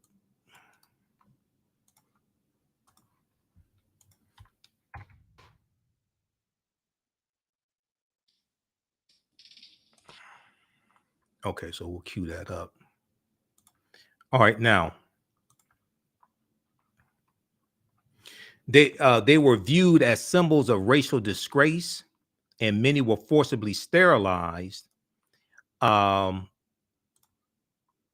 were forcibly sterilized to prevent alien blood from being passed on. Nazis were virulent racists. In 1935, after the enactment of the notorious Nuremberg racial laws, which designated Black people as a minority with alien blood, many left Germany. Now, have you heard this history about Nazi Germany and the persecution of Afro-Germans? Those who remained were isolated and suffered horrendous racial abuse.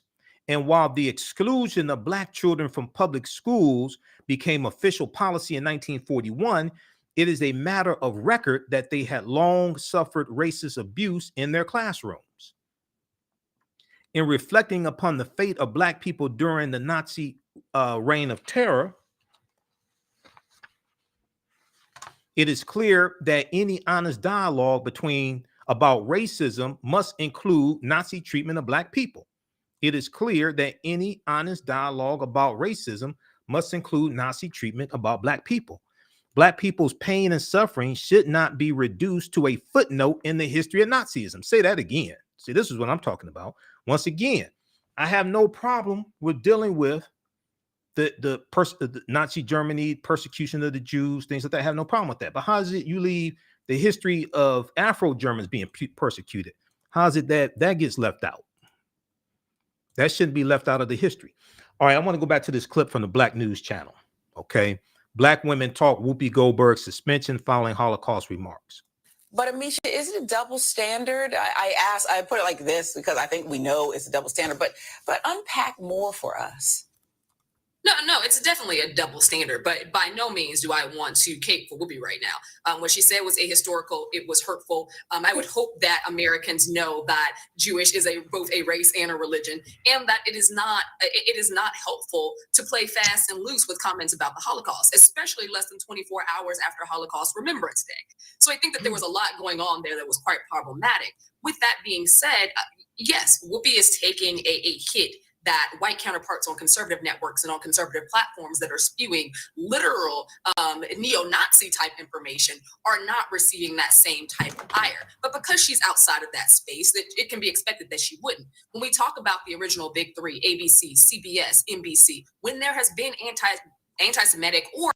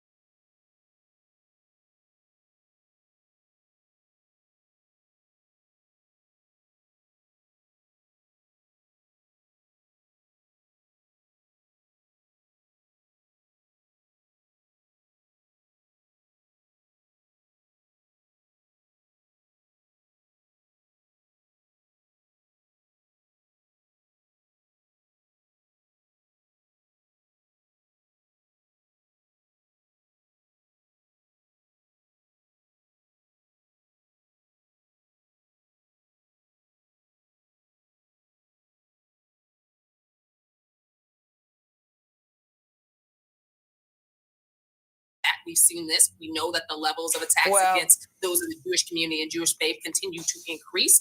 But we also know that by and large, this was something that was totally avoidable. I watched that episode live. Whoopi walked herself through this process, and I cringed while watching it. Yeah, and she was so emphatic about it. But again, she's apologized. Whoopi Goldberg now suspended. And I should say that the head of the Anti-Defamation League said that the apology is accepted and was not necessarily in favor of this suspension, this length of it, but said they'll work together. But all right. So hopefully they work together to include the persecution of Afro-Germans at the hands of Hitler and the Nazis also. Once again, no, Whoopi Goldberg should not have been suspended. It's a teachable moment. She apologized. America needs a massive history lesson. Americans are very ignorant of history. Americans are ignorant of the history of slavery as well. No, she should not have been suspended. Not at all. And they ain't suspend. I don't think they ever suspended dumbass Meghan McCain for comments she made on The View as well. So Black people's pain and suffering should not be reduced to a footnote in the history of racism. Their pain and suffering should not be marginalized because they were not also targeted for annihilation. Understanding the full extent of Nazi and anti-Black racism is important for anyone whose ancestors were targeted by the Nazi regime, just as it is for all communities in general in contemporary society. All right. Okay, so read this here. This is from theguardian.com. This came out January 27th, which was International Holocaust Remembrance Day. International Holocaust Remembrance Day. We talked about this here on January 27th. Black people were Hitler's victims too. That must not be forgotten. Farai Mungazi and Olivia Marks Wogman for The Guardian, theguardian.com. Okay. So check that piece out. How's everybody doing? Okay, we've got Tyler. Give us a thumbs up if you like this. Give us a heart or whatever it is on the social media platform you're watching on. Follow us on our Facebook fan page, The African History Network, The African History Network, and our YouTube channel, Michael Imhotep, IMHOTEP. I wonder if I don't know if we're going to talk about this on Roland Martin Unfiltered on Friday. I sure hope we do. I don't know the topics we're going to talk about on Friday, but I would love for this topic to come up. Now, I want to go to this here in just a second. Now, this is from the International Holocaust This was his Holocaust Encyclopedia, United States Holocaust Memorial Museum. Okay, we're going to go to this here in just a second. Because they go, it's a deep, it requires a deeper understanding of history in Nazi Germany to understand that like white on white racism. Okay. And as Whoopi Goldberg said, she's thinking of racism from the context of white people oppressing African Americans. Okay, because she said, as a black person here in America, see, that's the context she's coming from. Well, maybe if we hadn't been oppressed, maybe she didn't have to think that way. But anyway, so be sure to register for if you like this type of information, you like this type of history we share here on the African History Network and on our fan page and everything. I teach these online classes on Saturdays and Sundays. These are online classes: Ancient Kemet, the Moors, and the Ma'afa, Understanding the Transatlantic Slave Trade, what they didn't teach you in school. Class number 1 starts up February 5th, 2022. We deal with thousands of years of history, and we deal with what leads up to the transatlantic slave trade taking place. We deal with the African presence in the Americas going back tens of thousands of years. And one of the references is Dr. David Imhotep's book, The First Americans Were Africans, Documented Evidence. And he's a friend of mine also. I've interviewed him a number of times. And we deal with the 800-year occupation of Europe by the Africans known as the Moors. So we deal with a ton of history. I do a PowerPoint presentation. We have book references, articles, video clips, all of that.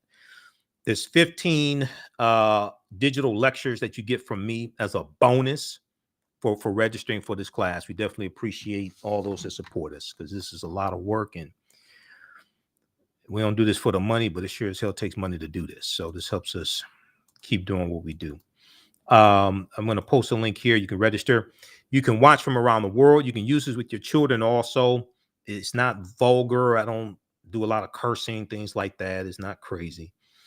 It's very visual. I have PowerPoint presentation. We have book references, articles, video clips. The class is on sale $80, regularly $130. On sale $80, regularly $130. Then the second class I teach which is on Sundays, 2 p.m. to 4 p.m. Class number 1 starts up February 6th. From the Civil War to the Civil Rights Movement and Black Power, 1865 to 1968. Okay. We have a special bundle pack. You can register for both classes right now for only $120. There's bonus lectures you get with each class also. And that's a $260 value for only $120. If you've taken either one of these online classes before, email me at TheAHNShow@AfricanHistoryNetwork.com, and we'll check the records. We'll give you a 50% off discount. Okay. If you've taken the classes before from me in the past. Email me at and I'm gonna check the record. I'm gonna check the records, okay? But email me, you wouldn't believe the type of stuff I get. I'm just saying. But anyway, email me and we'll take care of you, okay? AHNShow@AfricanHistoryNetwork.com. All right. I want to go to the Holocaust Museum here. And also, African American business owners, post the name of your business here in the thread of the broadcast, and email us as well. We'll let you know how you can advertise with the African History Network. Okay. Our current promotion: buy 1 month, get 2 months free. We have that information at our website, AfricanHistoryNetwork.com, as well. Right here. And all of my DVD lectures, the digital downloads at our website also. We have the Black History Month 15 DVD bundle pack that's on sale $100. It's 15 of my lectures. So there's a description there. We click here, order here. There's a description of the lectures. All right. I want to jump into this next piece here, because I look at multiple sources. This is from the United States Holocaust Memorial Museum. They also have a section on here on Afro-Germans during the Holocaust that we're going to look at next. And I want to look at this piece from thought.com also. Nazi racism and overview. Nazi racism and overview. Racism fueled by Nazi ideology and policies. The Nazis viewed the world as being divided up into competing inferior and superior races. The Nazis viewed the world as being divided up into competing inferior and superior races, each struggling for survival and dominance. They believed that Jews were not a religious denomination, but a dangerous non-European race. They see, so if you don't have this understanding, and a lot of people don't understand this aspect of history, Americans are very ignorant of history for various reasons. So if you don't know this, you just think, oh, okay, well, it's just one white group oppressing another white group. No. The Nazis saw Jews as a separate, inferior race of people. Nazi racism will produce murder of an unprecedented scale.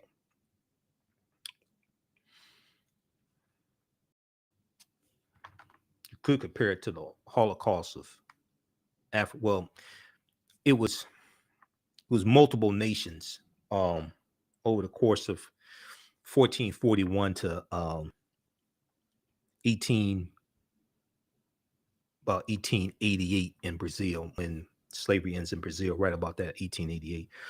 And the Portuguese are the first ones to get involved in the transatlantic slave trade in 1441. So you're dealing with a much longer period of history. And one can make the argument that the weapons of war were much more advanced in World War II than they were during the 1400s, 1500s, 1600s, 1700s. But you can't deny the African Holocaust as well, or the Ma'afa. The Ma'afa is a Kiswahili term which means the great disaster, which refers to our Holocaust, the transatlantic slave trade. So when you see that in the title of the class that I teach, Ancient Kemet, the Moors, and the Ma'afa, understand the transatlantic slave trade, that's what it's talking about, the Ma'afa. So racists believe that innate inherited characteristics biologically determine human behavior. In the early 20th century, such views on race were widely accepted in many parts of the world. In fact, race is not biologically based. It is a cultural classification of groups. So you have people like Dr. Johann Friedrich Blumenbach, who coins the term Caucasian in 1779. He was about 1779. He was the head of the history department at the University of Göttingen in Germany. You have people like Dr. Karl von Linnaeus. And they're going to, these are like some of the architects of the stratification of humanity into races. According to Nazi theories of race, Germans and other Europeans had perceived superior physical and mental traits. They considered European peoples to be Aryans. Now, one of my teachers, Professor Kaba Hiawatha Kamene, and if you follow me for a few years, you've seen some of the interviews I've done with him. Professor Kaba, he talks about how the Aryans, Hitler got the name, they got the name Aryans from Arius, who was the bishop of Hippo, and Arius was of African descent. Arius is a bishop who does not attend the Council of Nicaea in 325 AD. And Arius is disputing the there's a dispute over the nature of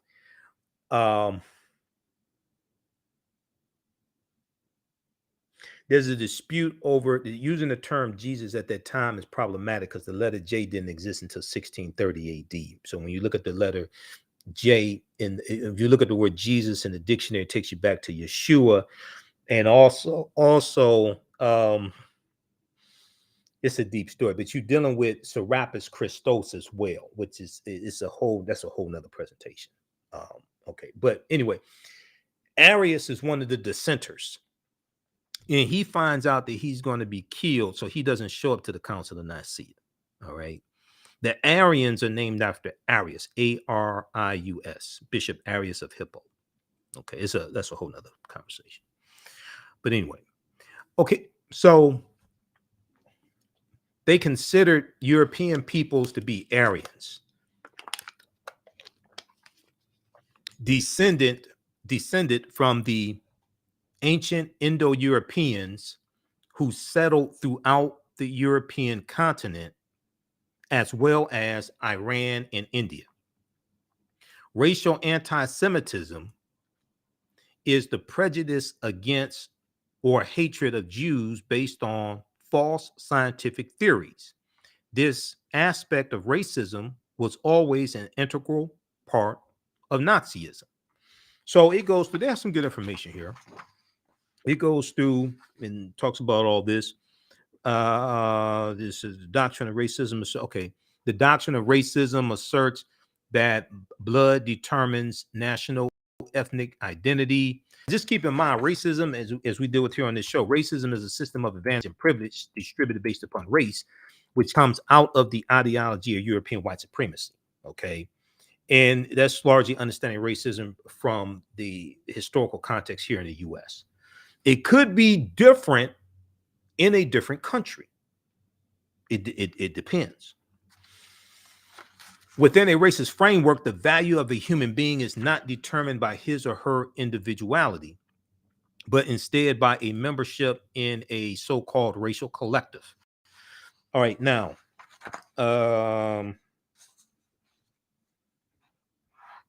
let's scroll down here. I want to go past this. Racism includes, okay, Nazis. I want to go down to page 2, past 1931. Not right here. Nazi racists viewed the mentally and physically ill as blemishes upon the genetic landscape of the so-called master race. And when they reproduced as a biological danger, Nazi racists viewed the mentally and physically ill as blemishes upon the genetic landscape of the so-called master race. And when they reproduced as a biological danger to the purity of the Aryan race.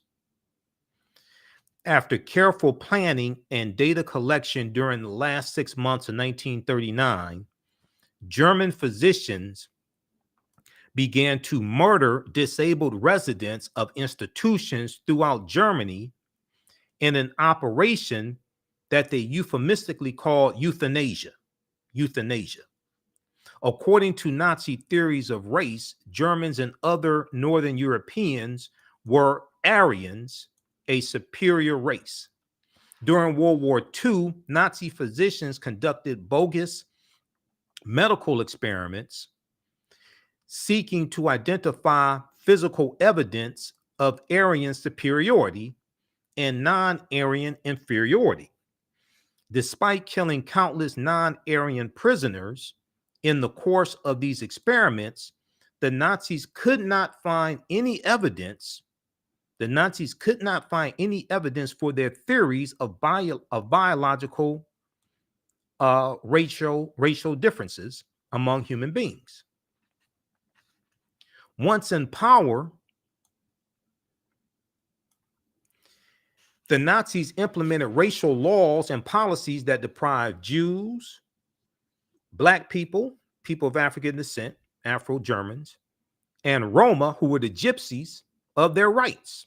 Now, Professor Kabahayawantha Kamene talks about, in one of his old lectures, and he's talked about it on one of my shows before. He said, if you want to know who the gypsies are, put an E in front of the word gypsy, and what do you get? Get Egypt. If you want to know who the gypsies are, because the gypsies were always depicted as a darker skinned, people, and they told fortunes and read palms and did different things like this. During World War II, the Nazi leadership set about what they referenced to as ethnic house cleansing in the occupied eastern territories of Poland and the Soviet Union. This policy included the murder and annihilation of so-called enemy races, including the genocide of European Jews and the destruction of the leadership of the Slavic peoples. Nazi racism produced murder on an unprecedented scale. Okay, now let's flip over and look at what they say, because they have a section on here dealing with Afro-Germans too. And I just find it interesting that that gets left out of the conversation.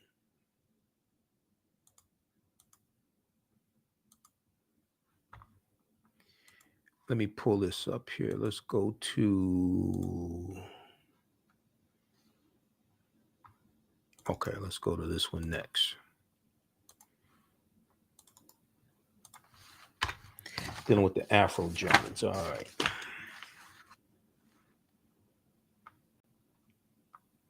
Now, this is at the same place.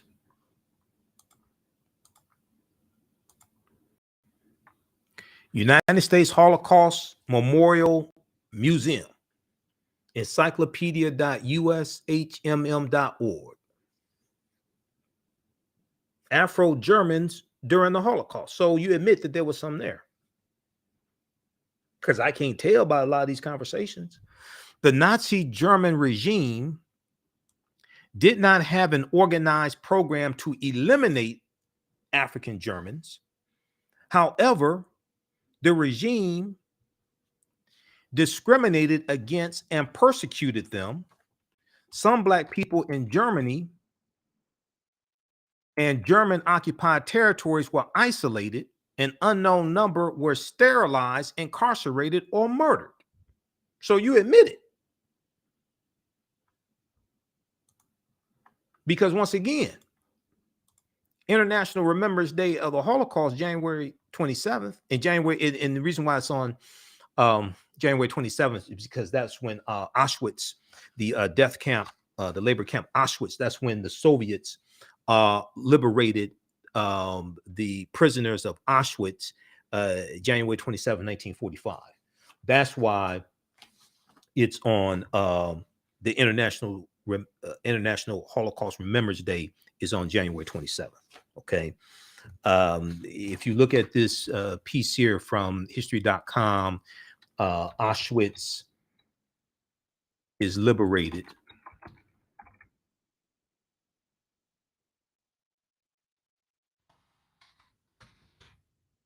Talked about this January 27th.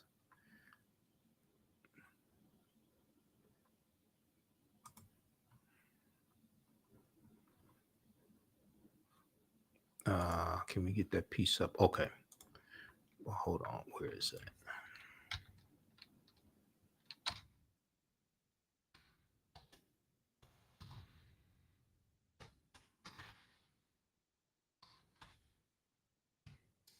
$45. Okay. History.com.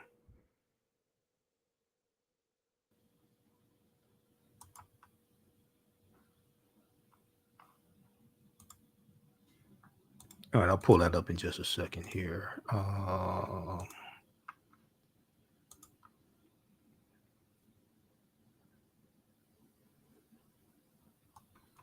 And that's part of this day in history.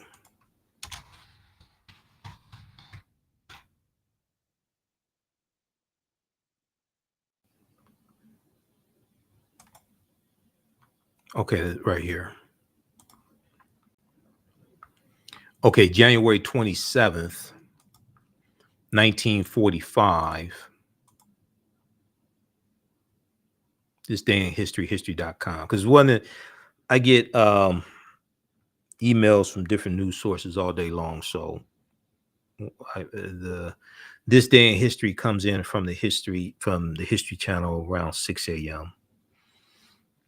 I get the email from them each morning dealing with this date in history. On January 27, 1945, Soviet troops enter Auschwitz, Poland, freeing the survivors of the network of concentration camps and finally revealing to the world the depth of the horrors perpetrated there. Auschwitz was really a group of camps designated 1, 2, and 3, Roman numerals. There were also 40 smaller satellite camps. Okay, so read the rest of this here. January 27, 1945, Auschwitz is liberated. So that's why the International Holocaust Remembrance Day is on January 27th. All right, now let's go back to this right here. Afro-Germans. Somehow this gets, I'm just amazed how this just gets left out of the conversation.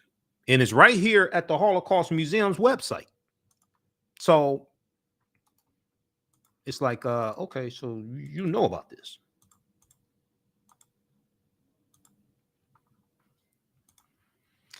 All right, the Nazi German regime did not have an organized program to eliminate African Germans. However, the regime discriminated against and persecuted them. Some black people in Germany and German-occupied territories were isolated, and unknown numbers sterilized, incarcerated, or murdered. So they break down key facts, which are helpful. Nazi persecution of Afro-Germans occurred despite their relative small presence in Germany. The Nazis forcibly sterilized a group of Afro-German children, whom they derogatorily called Rhineland bastards, as we said in one of the previous articles. I think it was the one from The Guardian.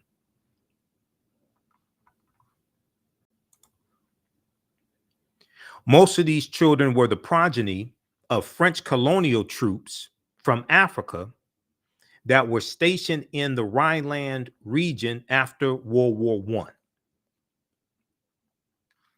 Now, black people fought against Nazi Germany in World War II as members of the Allied militaries. Some of them were held as prisoners of war.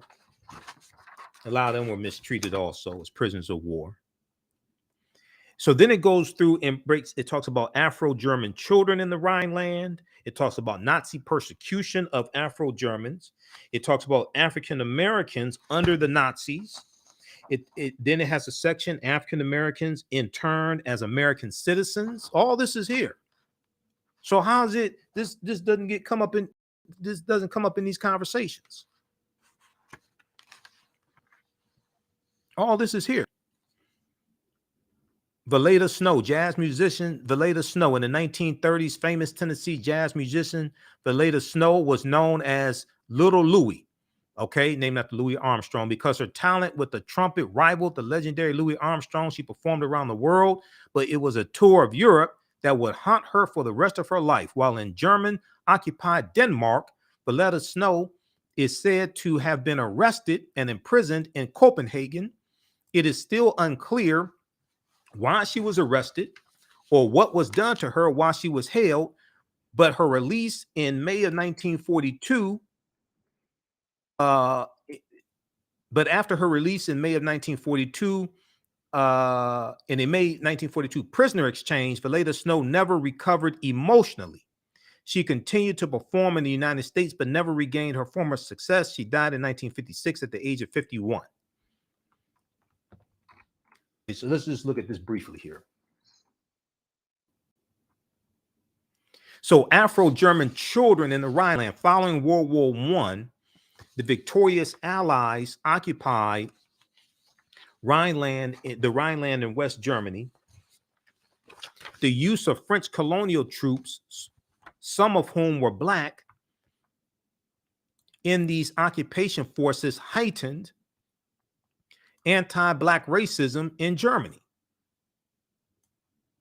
racist propaganda against black soldiers falsely depicted them as rapists of German women and carriers of venereal and other diseases. Racist propaganda against black soldiers falsely depicted them as rapists of German women and carriers of venereal and other diseases. The German press derogatorily referred to the children of black soldiers and German women as the Rhineland bastards.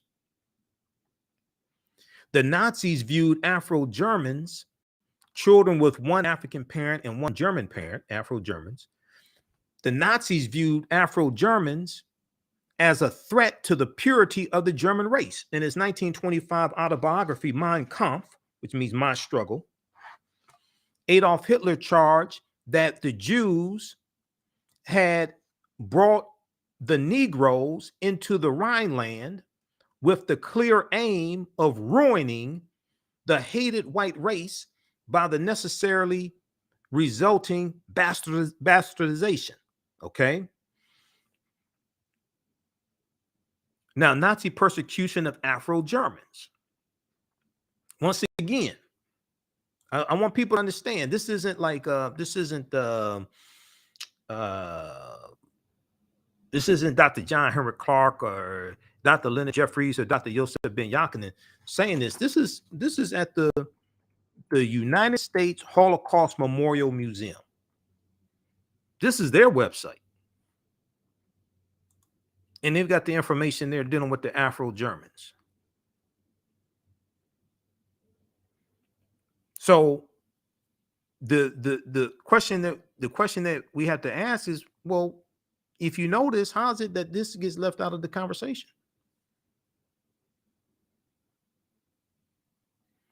If you notice, how is it the history of the Afro-Germans gets left out of the conversation?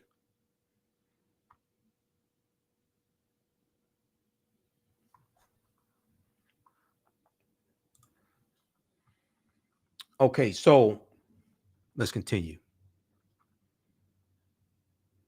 Nazi persecution of Afro-Germans. Once the Nazi regime came to power, Afro-Germans were marginalized in German society, isolated socially and economically, and not allowed to attend university. That sounds like segregation here in the U.S. Racial discrimination prohibits them from seeking most jobs. That sounds like here in the U.S. Because one of the things the 1964 Civil Rights Act did, it created the Equal Employment Opportunity Commission, the EEOC, as we talked about a few nights ago. And in the 1964 Civil Rights Act, that wasn't just about public accommodations. That also prohibited discrimination when it came to applying for jobs. The 1964 Civil Rights Act did multiple things. It wasn't about getting a cup of coffee at a white diner. It did multiple things. By the end of 1937, the Gestapo has secretly rounded up and forcibly sterilized many Afro-Germans. Some were subjected to medical experiments, others mysteriously disappeared. In addition to being persecuted for their race, Afro-Germans were persecuted for other reasons. For example, Hilarius Gilges was an Afro-German dancer and communist activist from Dusseldorf, Germany. Nazis murdered him on June 20 of 1933 for his politics as well as his race. Today, Hilarius Gilges Platz in Dusseldorf memorializes Gilges as a victim of Nazi terror. Now, we talked about we dealt with the International Holocaust Remembrance Day here on this show, January 27th, but we did it differently because we talked about this. Smithsonian Mag has this piece that came out in December, and it deals with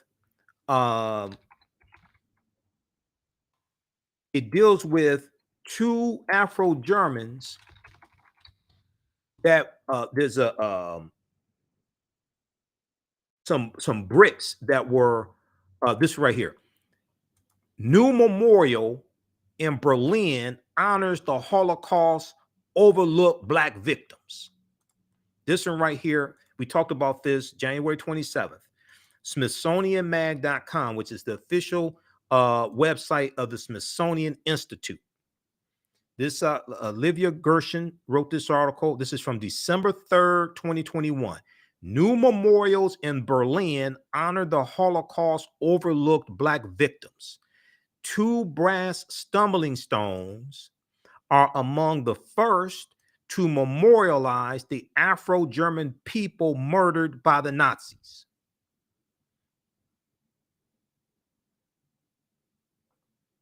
Martha Ndumbi and Ferdinand James Allen. These were 2 Afro-Germans, okay, that were memorialized in Berlin. So read this article here because I don't have time to go back into it. We talked about this January 27th.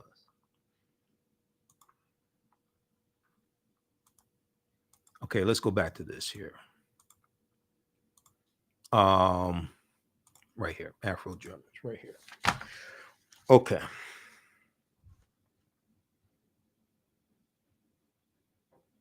African Americans under the Nazis, in the 1920s, before the Nazis came to power, some African Americans traveled to Weimar, Germany, where 1918 to 1933, where they could freely eat in restaurants, stay in hotels, go to. But then this is before Hitler does not come to power in 1933 in Germany. He becomes German chancellor. This is before he comes to power and the Nazis come to power. Okay, where they could freely eat in restaurants, stay in hotels, go to the theater, and perform at mainstream venues. After the Nazis came to power in 1933, Germany was no longer safe or appealing to African Americans. The Nazi German regime was explicitly racist, which included a wholesale rejection of African American culture, such as jazz music and swing music that were increasingly popular at the time.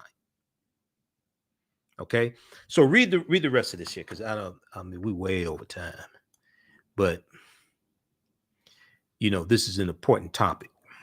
Okay, we're way over time. This is really a 1-hour show. Okay. Well, this is really 1-hour show. We've been going for 2 hours. So, all right. If you like this type of information, please support the African History Network. $ the AHN Show through Cash App. $ the AHN Show through Cash App. We're going to continue because there's one more article I want to get to dealing with Afro-Germans, and then we want to get to an update on HBCU bomb threats. So hopefully we'll be out of here in 10 minutes. We'll see. Okay.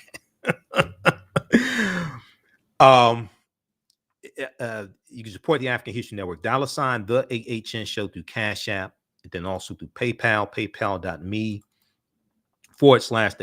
AHN Show. Okay, and we have the information at our website, AfricanHistoryNetwork.com.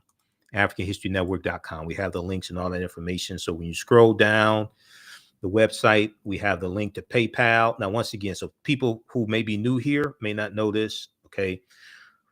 This is our official Cash App account, $ the AHN Show, SHOW. When you go to it, it says Michael, shows my picture there. I had to create this graphic because some people created fake African History Network Cash App accounts that are not us, and they've been stealing money from us. I found out because somebody sent a payment to me and say, hey, I sent it. Did you get it? And I'm like, no, I didn't get it. And I said, send me a screenshot of where you sent it to. And that's how I found out there's some fake African History Network Cash App accounts out there. So that's why I had to create this graphic to explain to people. And then we have the link here. You click right there so you can support us. And then also here's the link for PayPal as well. All right. And then all my DVD lectures, digital downloads, the classes I teach, all that's at our website. You can advertise with us as well. AHN Show at AfricanHistoryNetwork.com. Black-owned businesses, we take your 30-second and 60-second commercial, put it into the rebroadcast of these shows on our social media platforms. And it's also in the audio podcast of these shows. We're on 10 different audio podcast platforms: iHeartRadio, iTunes, Blog Talk Radio, Castbox, FM Player, TuneIn. We have 3 different advertising packages, so email us at AHNshow@AfricanHistoryNetwork.com. And then our online classes are here. And then we also have this Michael Imhotep 15 DVD bundle pack as well, 15 of my lectures. And there's one in here where I deal with the origins of African American History Month. Okay.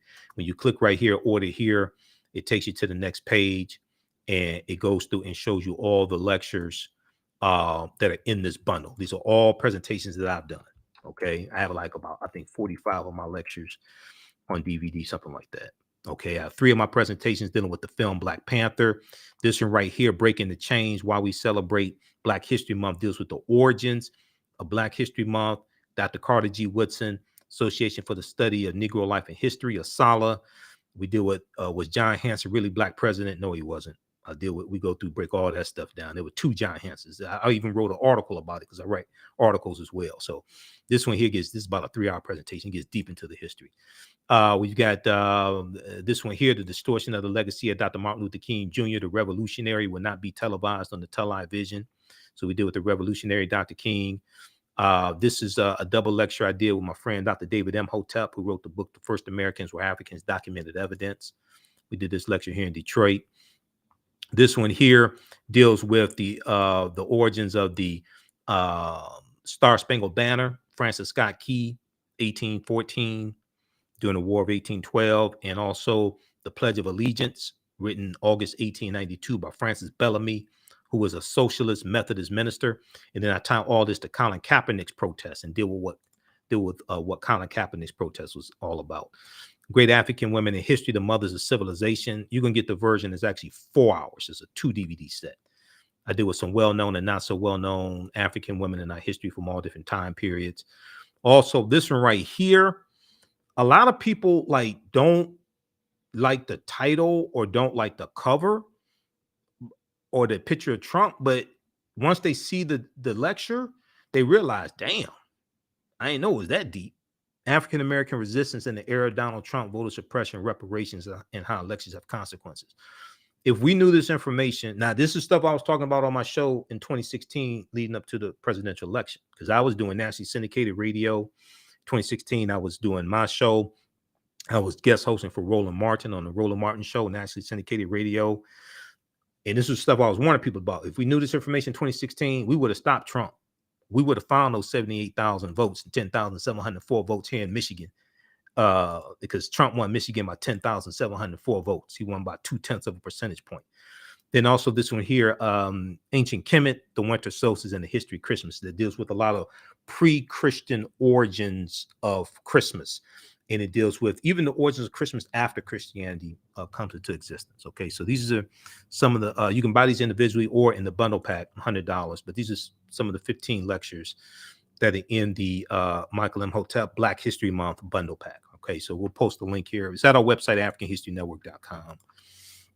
But we'll post the link here as well. So we have those shipping out this week also. Okay, and that'll keep you busy, I'm telling you. And my presentations are very well documented. I give you numerous sources for you to research. I tell you, you don't have to believe a word that I say. Proper documentation ends all conversation. So we'll post a link here for that also. If you want those lectures in digital download format, email me at AHNshow@AfricanHistoryNetwork.com, AHNshow@AfricanHistoryNetwork.com. And I think some of them in digital download format, but we'll set that up for you also. All right, now I want to go back to this rest of this here and finish this out. Because I was doing research all day today. And monitoring some of these different stories, these different news stories.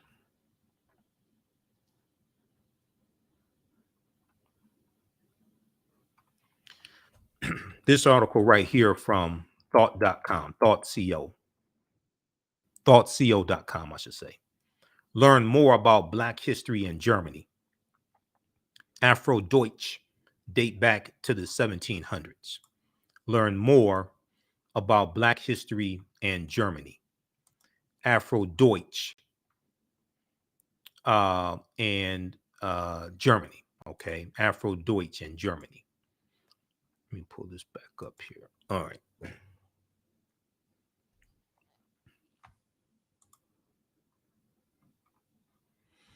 All right.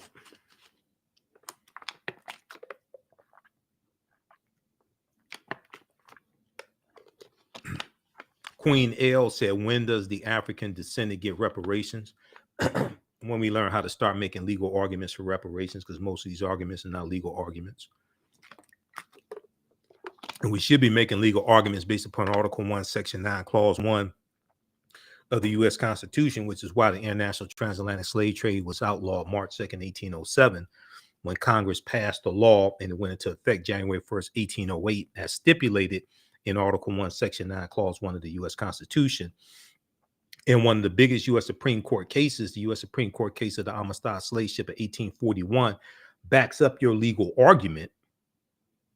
This is why you should go to archives.gov. This is the type of information we deal with here on this show, because I've dealt with this numerous times here. Go to archives.gov and you look at Amistad slave ship. They have some of the original documents there from the U.S. Supreme Court case. We don't understand history and law, which goes back to the article from CBSnews.com from January 19th, 2021, how most Americans don't know what's in the U.S. Constitution, don't understand it. We don't understand history and don't understand law. This is U.S. National Archives. U.S. National Archives. Amistad case.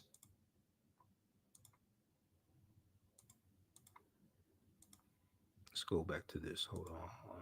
Okay. The Amistad case.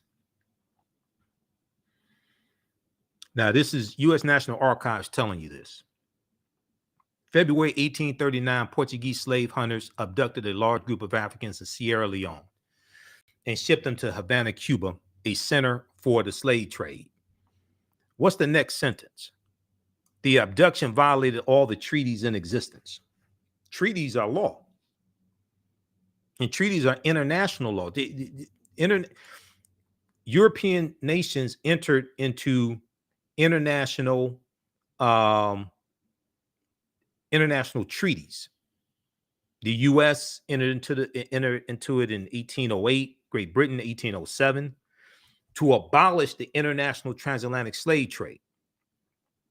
The international transatlantic slave trade dealt with Europeans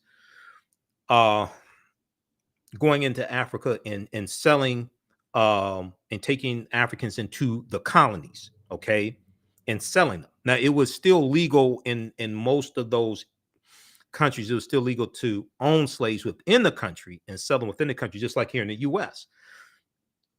After January 1st, 1808, the international transatlantic slave trade was abolished. Now, it was still legal to own slaves in the territories that still had slavery. Vermont had abolished it by 1777.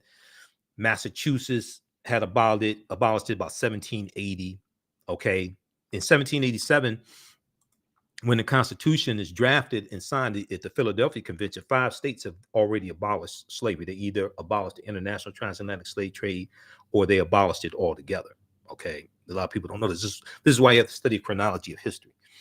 So the abduction violated all of the treaties then in existence. In 1839, 2 Spanish plantation owners, Pedro Montes and Jose Ruiz, purchased 53 Africans and put them aboard the Cuban schooner called the Amistad to ship them to a Caribbean plantation. It was illegal, based upon international treaties, for those Africans to be captured. On July 1st, 1839, the Africans seized the ship. It was a mutiny, killed the captain and the cook, and ordered Montes and Ruiz to sail to Africa. Okay. Now, when you go and click here, read more, and we got to get through this quickly. Read all this stuff here, because we don't understand history of law. So what happened was, the people left on the crew left on the ship ended up changing course at night and came into U.S. waters. When the Amistad ship came into U.S. waters, it was captured by the military ships. I can't remember if it was the Army and Navy or whatever. The military ships, because it was illegal for slave ships to come into U.S. waters because the international transatlantic slave trade was abolished January 1st, 1801. President Van Buren's president at the time. And this case goes all the way to the U.S. Supreme Court. Had it not been for the actions of abolitionists in the United States, the issues related to the Amistad might have ended quietly in an admiralty court, but it ends up going to the U.S. Supreme Court. So, long story short, U.S. Supreme Court rules that the Africans were illegally held as slaves. The district court, okay, so it went to district court, federal court, and then U.S. Supreme Court.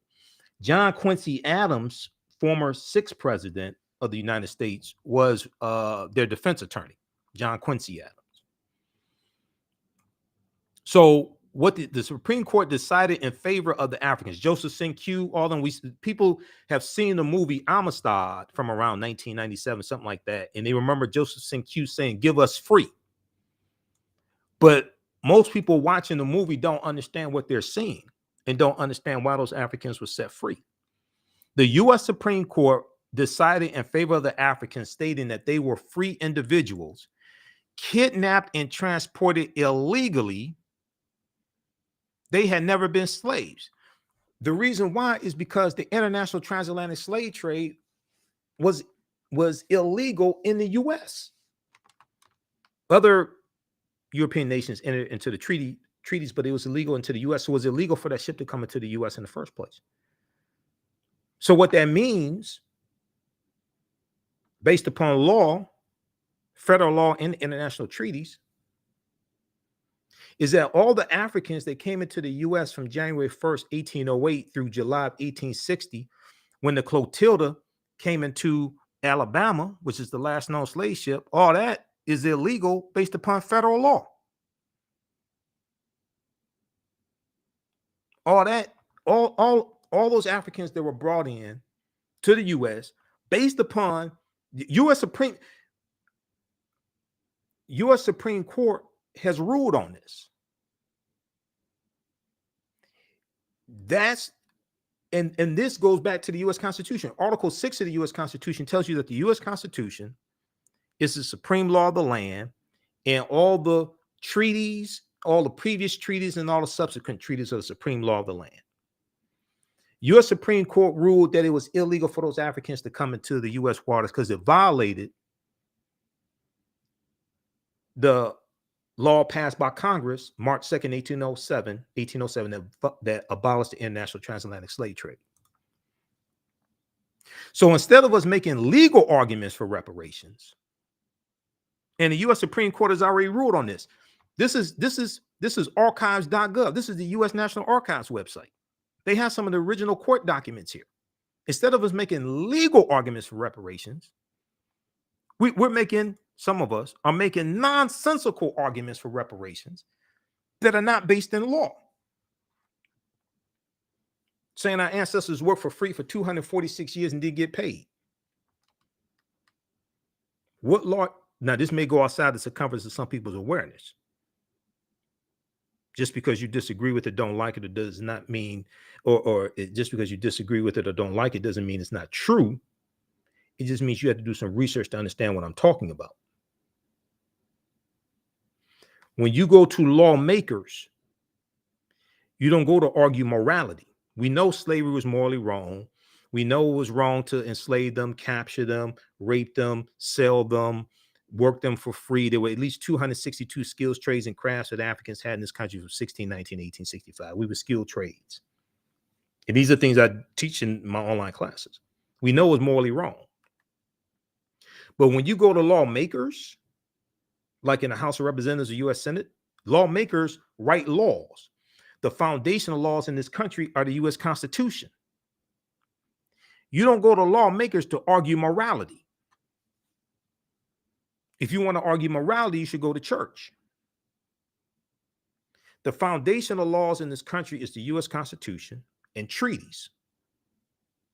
When you challenge laws that are written in the legislative branch of government, you go to the judicial branch of government called the courts.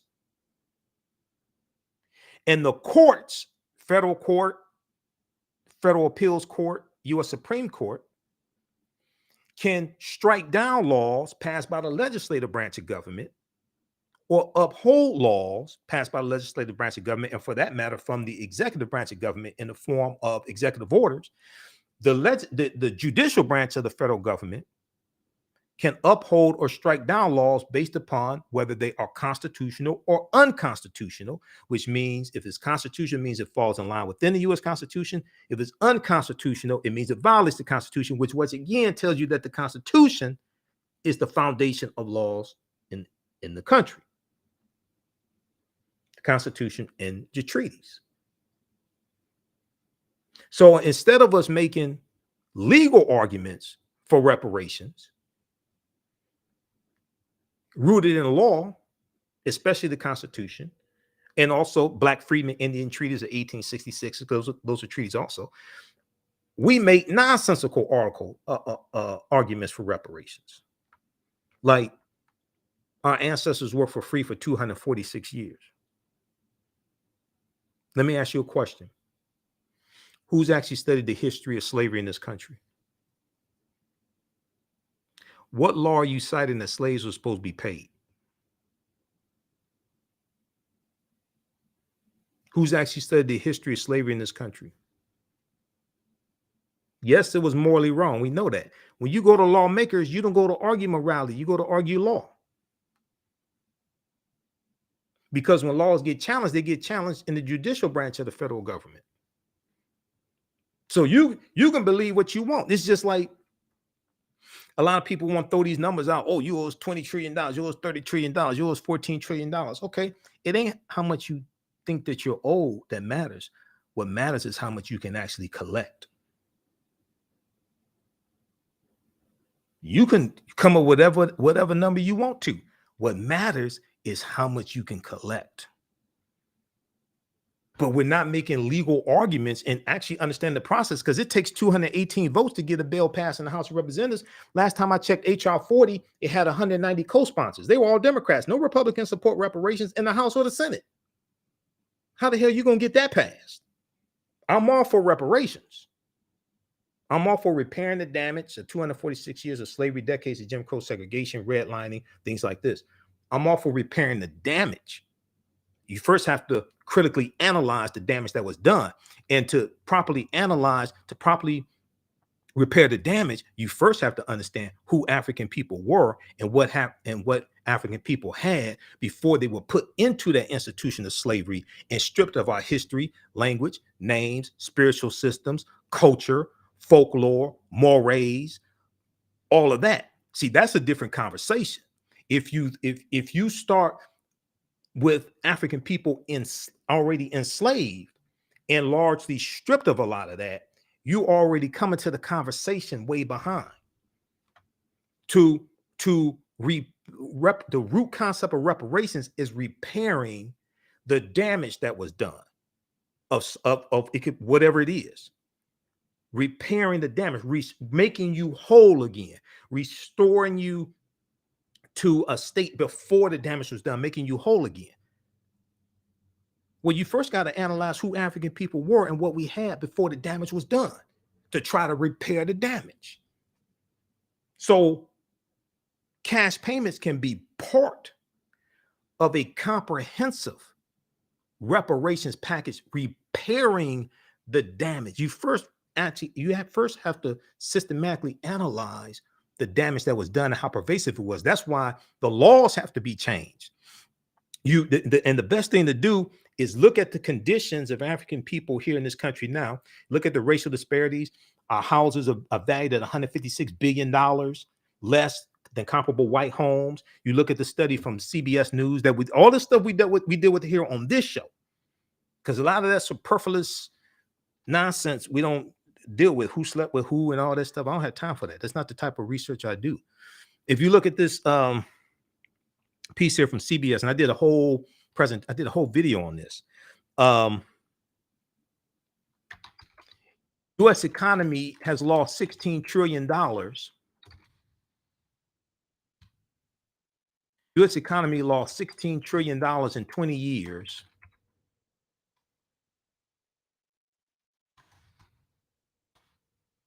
Due to racism.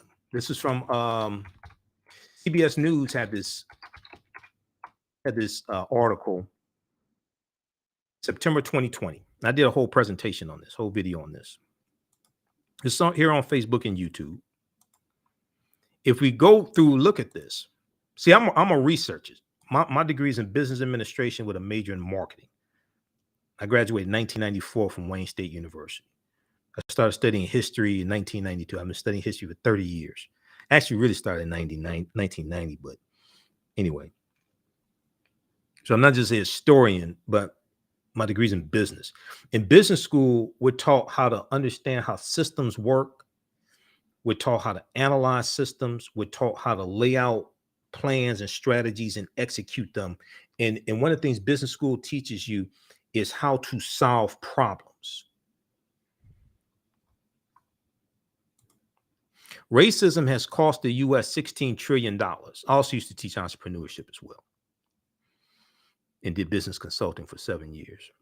Managed a business consulting company.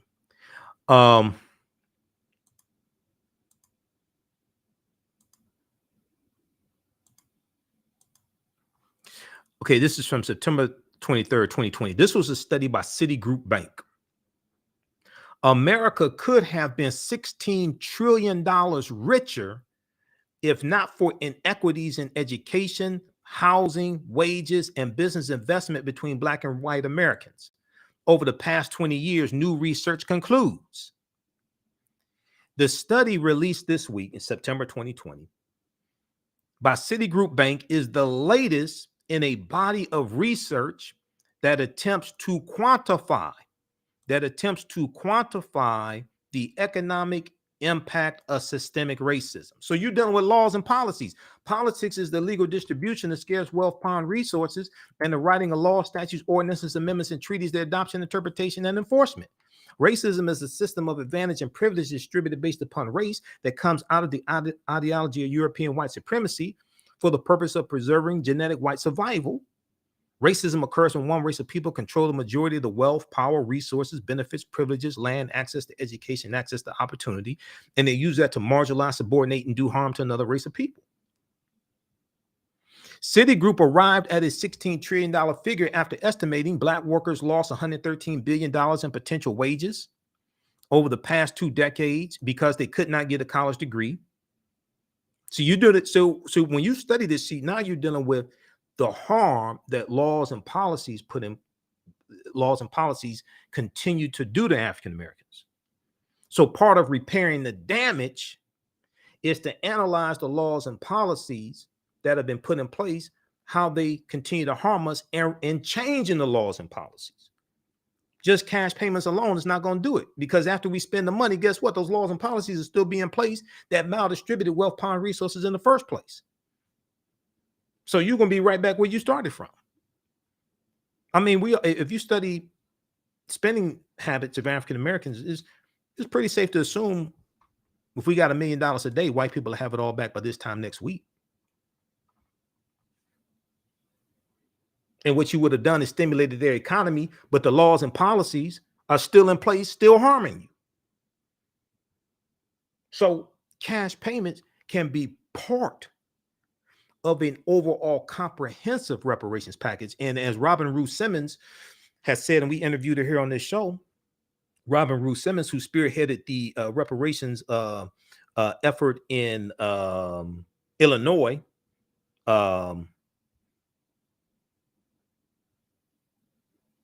there in Illinois, she said it's going to be a generation of reparations. Okay. In what was the name of that?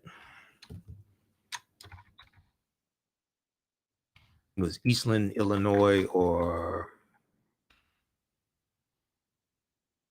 pull it up.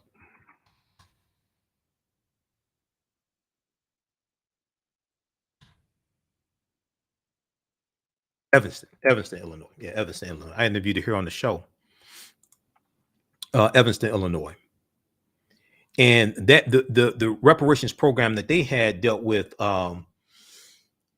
redlining, and it dealt with housing. The reason why I dealt with redlining and housing is not slavery is because when you study the history of Evanston, Illinois, Evanston was founded in the 1840s, and slavery was abolished in Illinois in 1818. Evanston did not have a history of slavery, but they had a pervasive history of redlining. And I know because one, I did research before I interviewed, or two, I read a lot of the 70-page study that their reparations policy was based upon, because they did a study the previous year to study the history of Evanston, Illinois, and the pervasiveness of redlining. So the policy that they came up was based upon research. It wasn't based upon he said, she said. It was based upon research. Evanston did not have a history of slavery because Evanston, Illinois was founded in the 1840s, and slavery was abolished in the state of Illinois in 1818. So what the hell are they going to have a reparations program for slavery in the city that didn't even have slavery? And the city is a city of about 60,000 people, and 16% of the population was African-American. So they had a program based upon what happened within the city of Evanston, Illinois, and how the city and their policies harmed African-Americans in the city of Evanston, Illinois. The housing market lost $218 billion in sales because Black applicants couldn't get home loans. So 113 billion. So African-American workers have lost 113 billion in potential wages over the past 2 decades because they couldn't get a college degree. Then the housing market lost $218 billion in sales because African-American applicants could not get home loans, and about $13 trillion in business revenue never flowed into the economy because African-American entrepreneurs could not get bank loans. So what this study shows, and there are other studies similar to this, what this study shows is, yes, the brunt of racism is directed toward African-Americans, but it hurts everybody. Because the U.S. economy, they started telling you the U.S. economy lost $16 trillion in just 2 years from the year 2000 to 2020. They're not talking about 246 years. They're talking about just 20 years. But then it goes on to say this. The U.S. could have $5 trillion in GDP, gross domestic product, over the next 5 years if those gaps and others were closed today, which means you're dealing with changing these laws and policies that maldistribute wealth upon resources and harm African Americans. So what this shows is how, wait a second, when you change these policies, this helps everybody. Yes, it's going to disproportionately benefit African Americans, but this is when you do things that are good for African Americans, it's good for America. It's going to help everybody. When you lift us up, it's going to help everybody also. So read this, and they have a video here you can watch as well. Racism has cost the U.S. 16 trillion Citigroup fines. We'll post this link here. How's everybody doing? How y'all like this type of information? If this is your first time if it's your first time watching our show, seeing me, first time here, like, let us know. Just post here, just say first time, something like that. Okay, just say first time. Okay, I gotta get to this. Let me get to this last one because I need to go to bed at some point.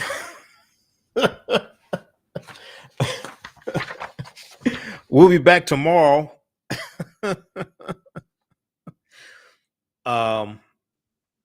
Let's see here. Learn more about Black history in Germany. Maybe we'll talk about this some more tomorrow because I just want to zoom in on something right here. It is on, let's see, it's right here. Right here. This is what I want to zoom in right here. The Nazis and the Black Holocaust.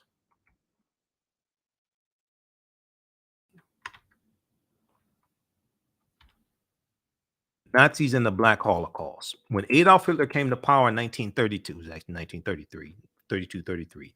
The racist policies of the Nazis impacted other groups besides Jews. The Nazis' racial purity laws also targeted gypsies, Roma, homosexuals, gay people, people with mental disabilities, and black people. Thank you for capitalizing the being black. I get so sick of people, lowercase b. But if you're gonna reference us by color, at least capitalize the B. Precisely how many black Germans died in Nazi concentration camps is unknown, but estimates put the figure at between 25,000 and 50,000. How did they get left out? The relatively low numbers of black people in Germany, their wide dispersal across the country, and the Nazis' focus on Jews were some factors that made it possible for many black Germans to survive the war. Unfortunately, all of them didn't survive. So read the rest of this here. I got one more story to get to. There's an update on the HBCUs because this is a story we talked about on Tuesday's show. So we got to give you an update on that. Learn more about Black history in Germany. Learn more about African people, period. Okay. Learn more about African people, period. That's from thoughtco.com. All right. Queen said, I appreciate your sacrifice, brother, to share much needed information you put out. All right. Thank you, Queen. Two things quickly. I'm gonna get to this update on, I think that's all I have on, all I'm going to get to right now, dealing with Whoopi Goldberg and Afro-Germans and the Holocaust and blacks in Germany. That's all. I have other information, but we'll talk about this some more tomorrow. That's about it. I want to get to this next story, this last story.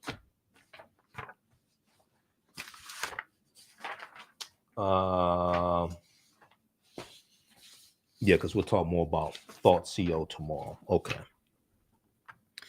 Also, once again, if you like this type of information, you can support the African History Network. $, the AHN show through Cash App. $, the AHN show through Cash App. Then also through PayPal, paypal.me/the AHN show. We have the information here right on the homepage of our website, right here.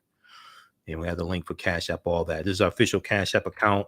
$, the AHN show, SHOW. When you go to it, it says Michael, shows my picture here. These other ones are fake African History Network Cash App accounts. That is not us. I've been trying to get those shut down, but you can click right here. And then also we have for PayPal. And then you can register for the online classes I teach on Saturdays and Sundays. We have the class starting up. Class number 1 starts up Saturday, February 5th, 2 p.m. to 4 p.m. Eastern Standard Time. From the ancient Kemet, the Moors, and the Ma'afa, understanding the transatlantic slave trade, what they didn't teach you in school. And it's a very visual class. I do a PowerPoint presentation. We have book references, articles, video clips, get 1 or 2 guest speakers as well.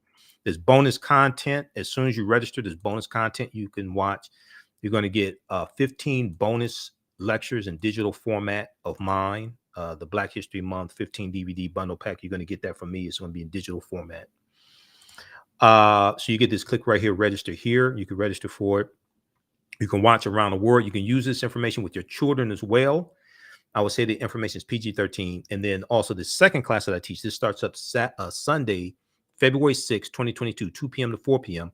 From the Civil War to the Civil Rights Movement and Black Power, 1865 to 1968. I just posted the link here on the thread of the broadcast as well. So you can register for it. And actually, this is the link here for we'll post the link right here. And we have the link here for the course bundle. So you can register for both classes for only $120. Okay. The regularly $130 each. They're on sale, $80 a piece, but we have a course bundle. You can register for both classes for only $120. Once you register for this class, you can watch it for as long as you want to. A year from now, if you want to go back and watch the entire 10-week class, you can. Okay. So it's not a situation where after the course is over with, you don't have access to the information yet. No, it's yours. You can have access to it. That's fine. Okay. Let's continue. All right, Gerald. Hey, Gerald, how you doing? All right. I want to go to this next piece dealing with the HBCU. So we kicked off African American History Month with Whoopi Goldberg apologizing for comments about the Holocaust, but then also for HBCUs getting bomb threats. Okay, HBCUs receive bomb threats as well. So on Tuesday's show, we reported to you that Tuesday, February 1st, more than 12 HBCU campuses target in new round of bomb threats. Okay, so that was Tuesday. Now, and let me change the title here. And it was actually about in total about 14 on Tuesday. Okay, so we have a update in this story. Now, nobody was hurt physically. Thank God, number one. But we have an update in this story. The FBI has identified six juveniles as persons of interest in bomb threats at Black colleges. And they said with some of these threats, racial language was used.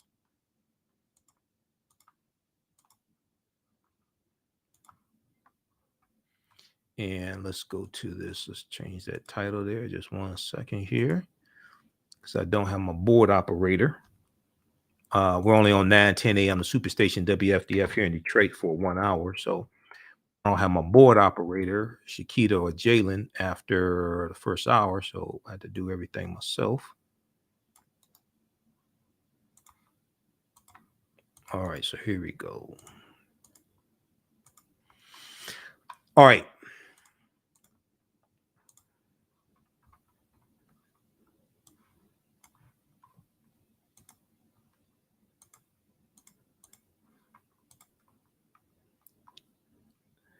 Okay, so FBI identifies six juveniles as persons of interest in bomb threats at Black colleges. The minors appear to be using sophisticated methods to disguise the source of the threats, which seem to have a racist motivation, a law enforcement official says.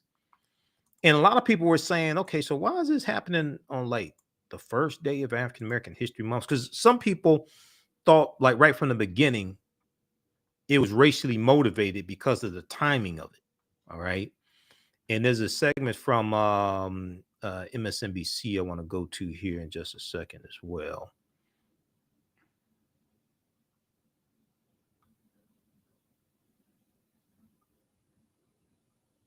Okay, yeah, let me cue this up here.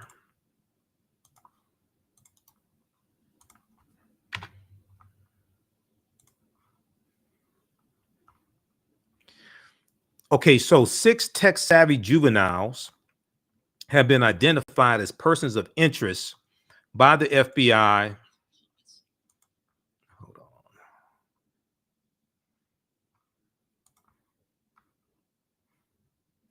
Six tech-savvy juveniles have been identified as persons of interest by the FBI in threats to HBCUs that appear to be racially motivated. More than a dozen HBCUs received bomb threats on Tuesday, January 1st, the first day of Black History Month.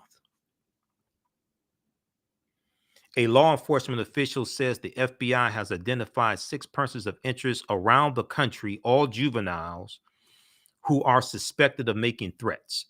The official says they appear to be tech savvy, using sophisticated methods to try to disguise the source of the threats, which appear to have a racist motivation, Let me go to this clip here. Let me try to cue this up.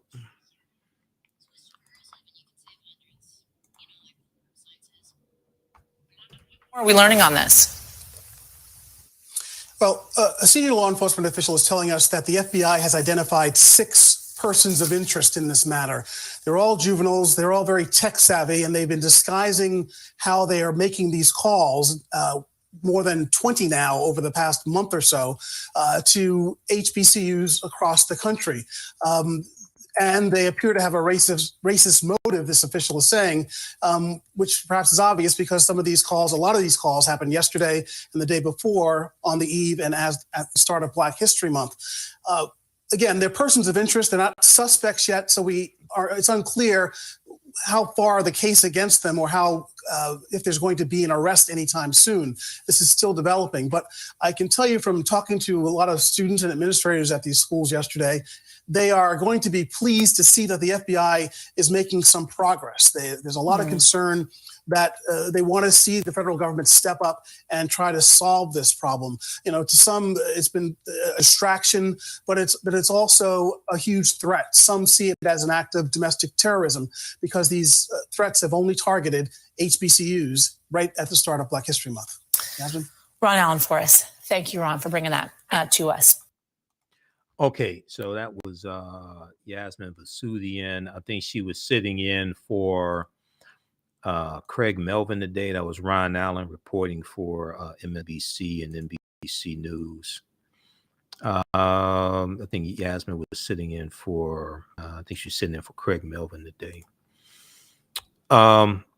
Here are some of the, is a map of colleges that were targeted.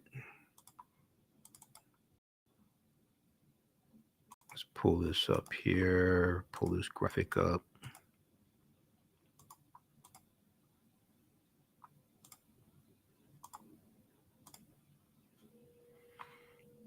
All right, you have Morgan State, Coppin State, University of District Columbia, Howard University, Spelman, Fort Valley State, Edward Waters University, Xavier University, Alcorn State University, Jackson State University, Tougaloo College, Mississippi Valley State University, and Kentucky State University. They've all received bomb threats. Actually, I think all those received bomb threats on Tuesday, because it was 14 colleges that received bomb threats on Tuesday. Alcorn State University was one of them also on Tuesday. Okay. All right, now let's go back to this article here quickly.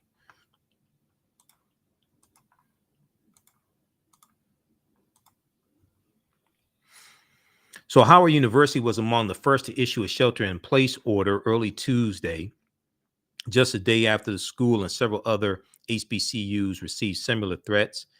A bomb threat against the university is being investigated, an alert from Howard University said, according to NBC Washington. All right. Okay, so check out the rest of that. FBI identifies 6 juveniles as persons of interest in bomb threats at Black colleges. Okay, so that's from NBC News. That is February 2nd, 2022. Now, also Washington Post has an article on this as well. FBI investigating HBCU bomb threats as a hate crime. Suspects, juveniles may be involved.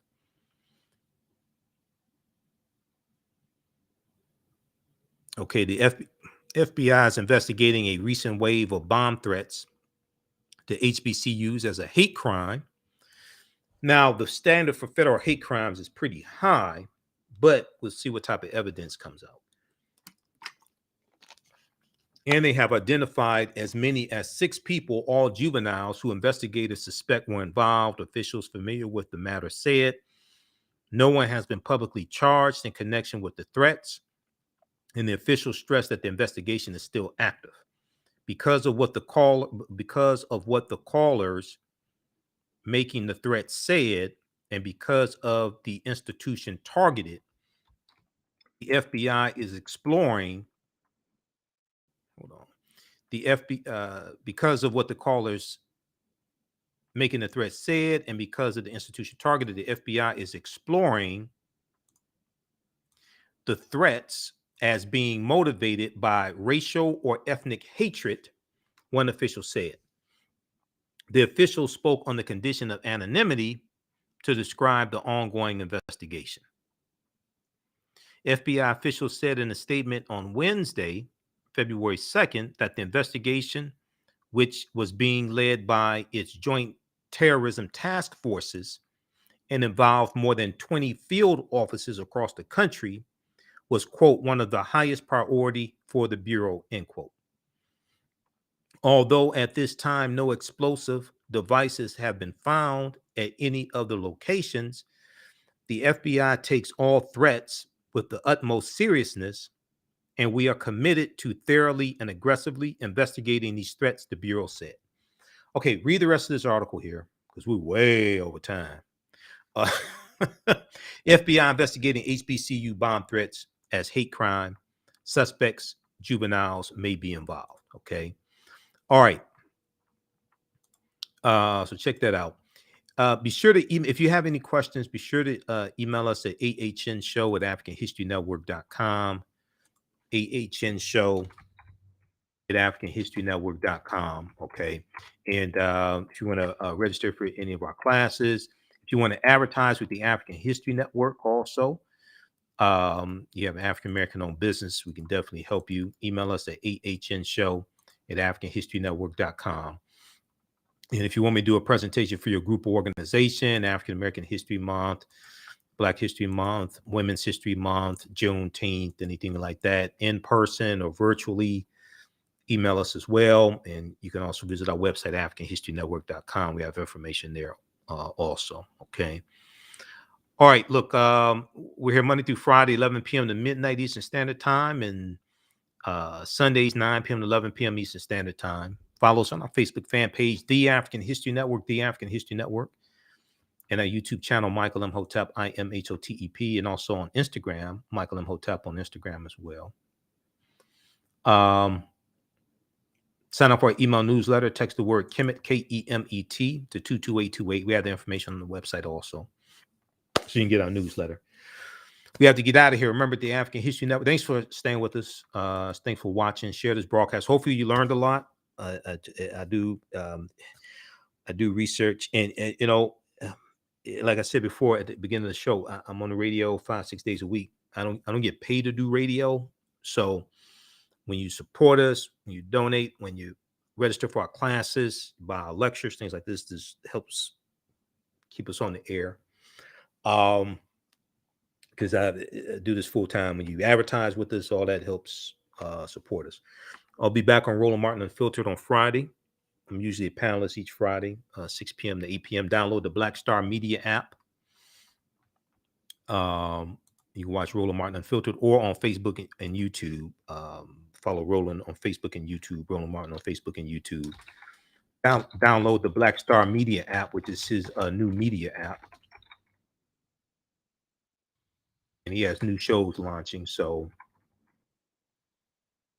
I told him he has 4 new shows launching. Dr. Greg Carr and Faraji Muhammad and Deborah Owens and his wife, Jackie Martin. I told him I want a show as well. So he said he has to get these first 4 launched because those shows, it costs money to launch those shows. I mean, there's camera people, there's producers, all that. It costs money to launch those shows. It's not a YouTube. It's not just somebody sitting in front of a webcam, you know. So he said he has to get those first 4 shows launched and see how that goes, and then we'll go from there. So we'll see. All right. We have to get out of here. Follow us on our social media platforms. Turn on live notifications so you know when we go live. Thanks for watching. Hopefully you learned a lot. You can read these articles, share this with your friends and family. And we appreciate the support. Lastly, when you do, I know you can, just so, because people don't know this, some people ask about supporting us through YouTube and donating through the YouTube. Okay, you can do that, but YouTube takes 1/3 of the payment and they only pay out once a month. Just so some people don't know this. Okay, so when you do it through Cash App or PayPal, we get a lot more of it and we get it immediately. Okay, so If you can only do it through YouTube, that's fine. But some people don't know that. So that's why I'm explaining it to you. All right. Remember, at the African History Network, we focus on educating, empowering, and inspiring people of African descent throughout the diaspora and around the world, because right now it's correct wrong behavior. It's not over till we win. Wakanda forever. We'll talk to you tomorrow. Peace.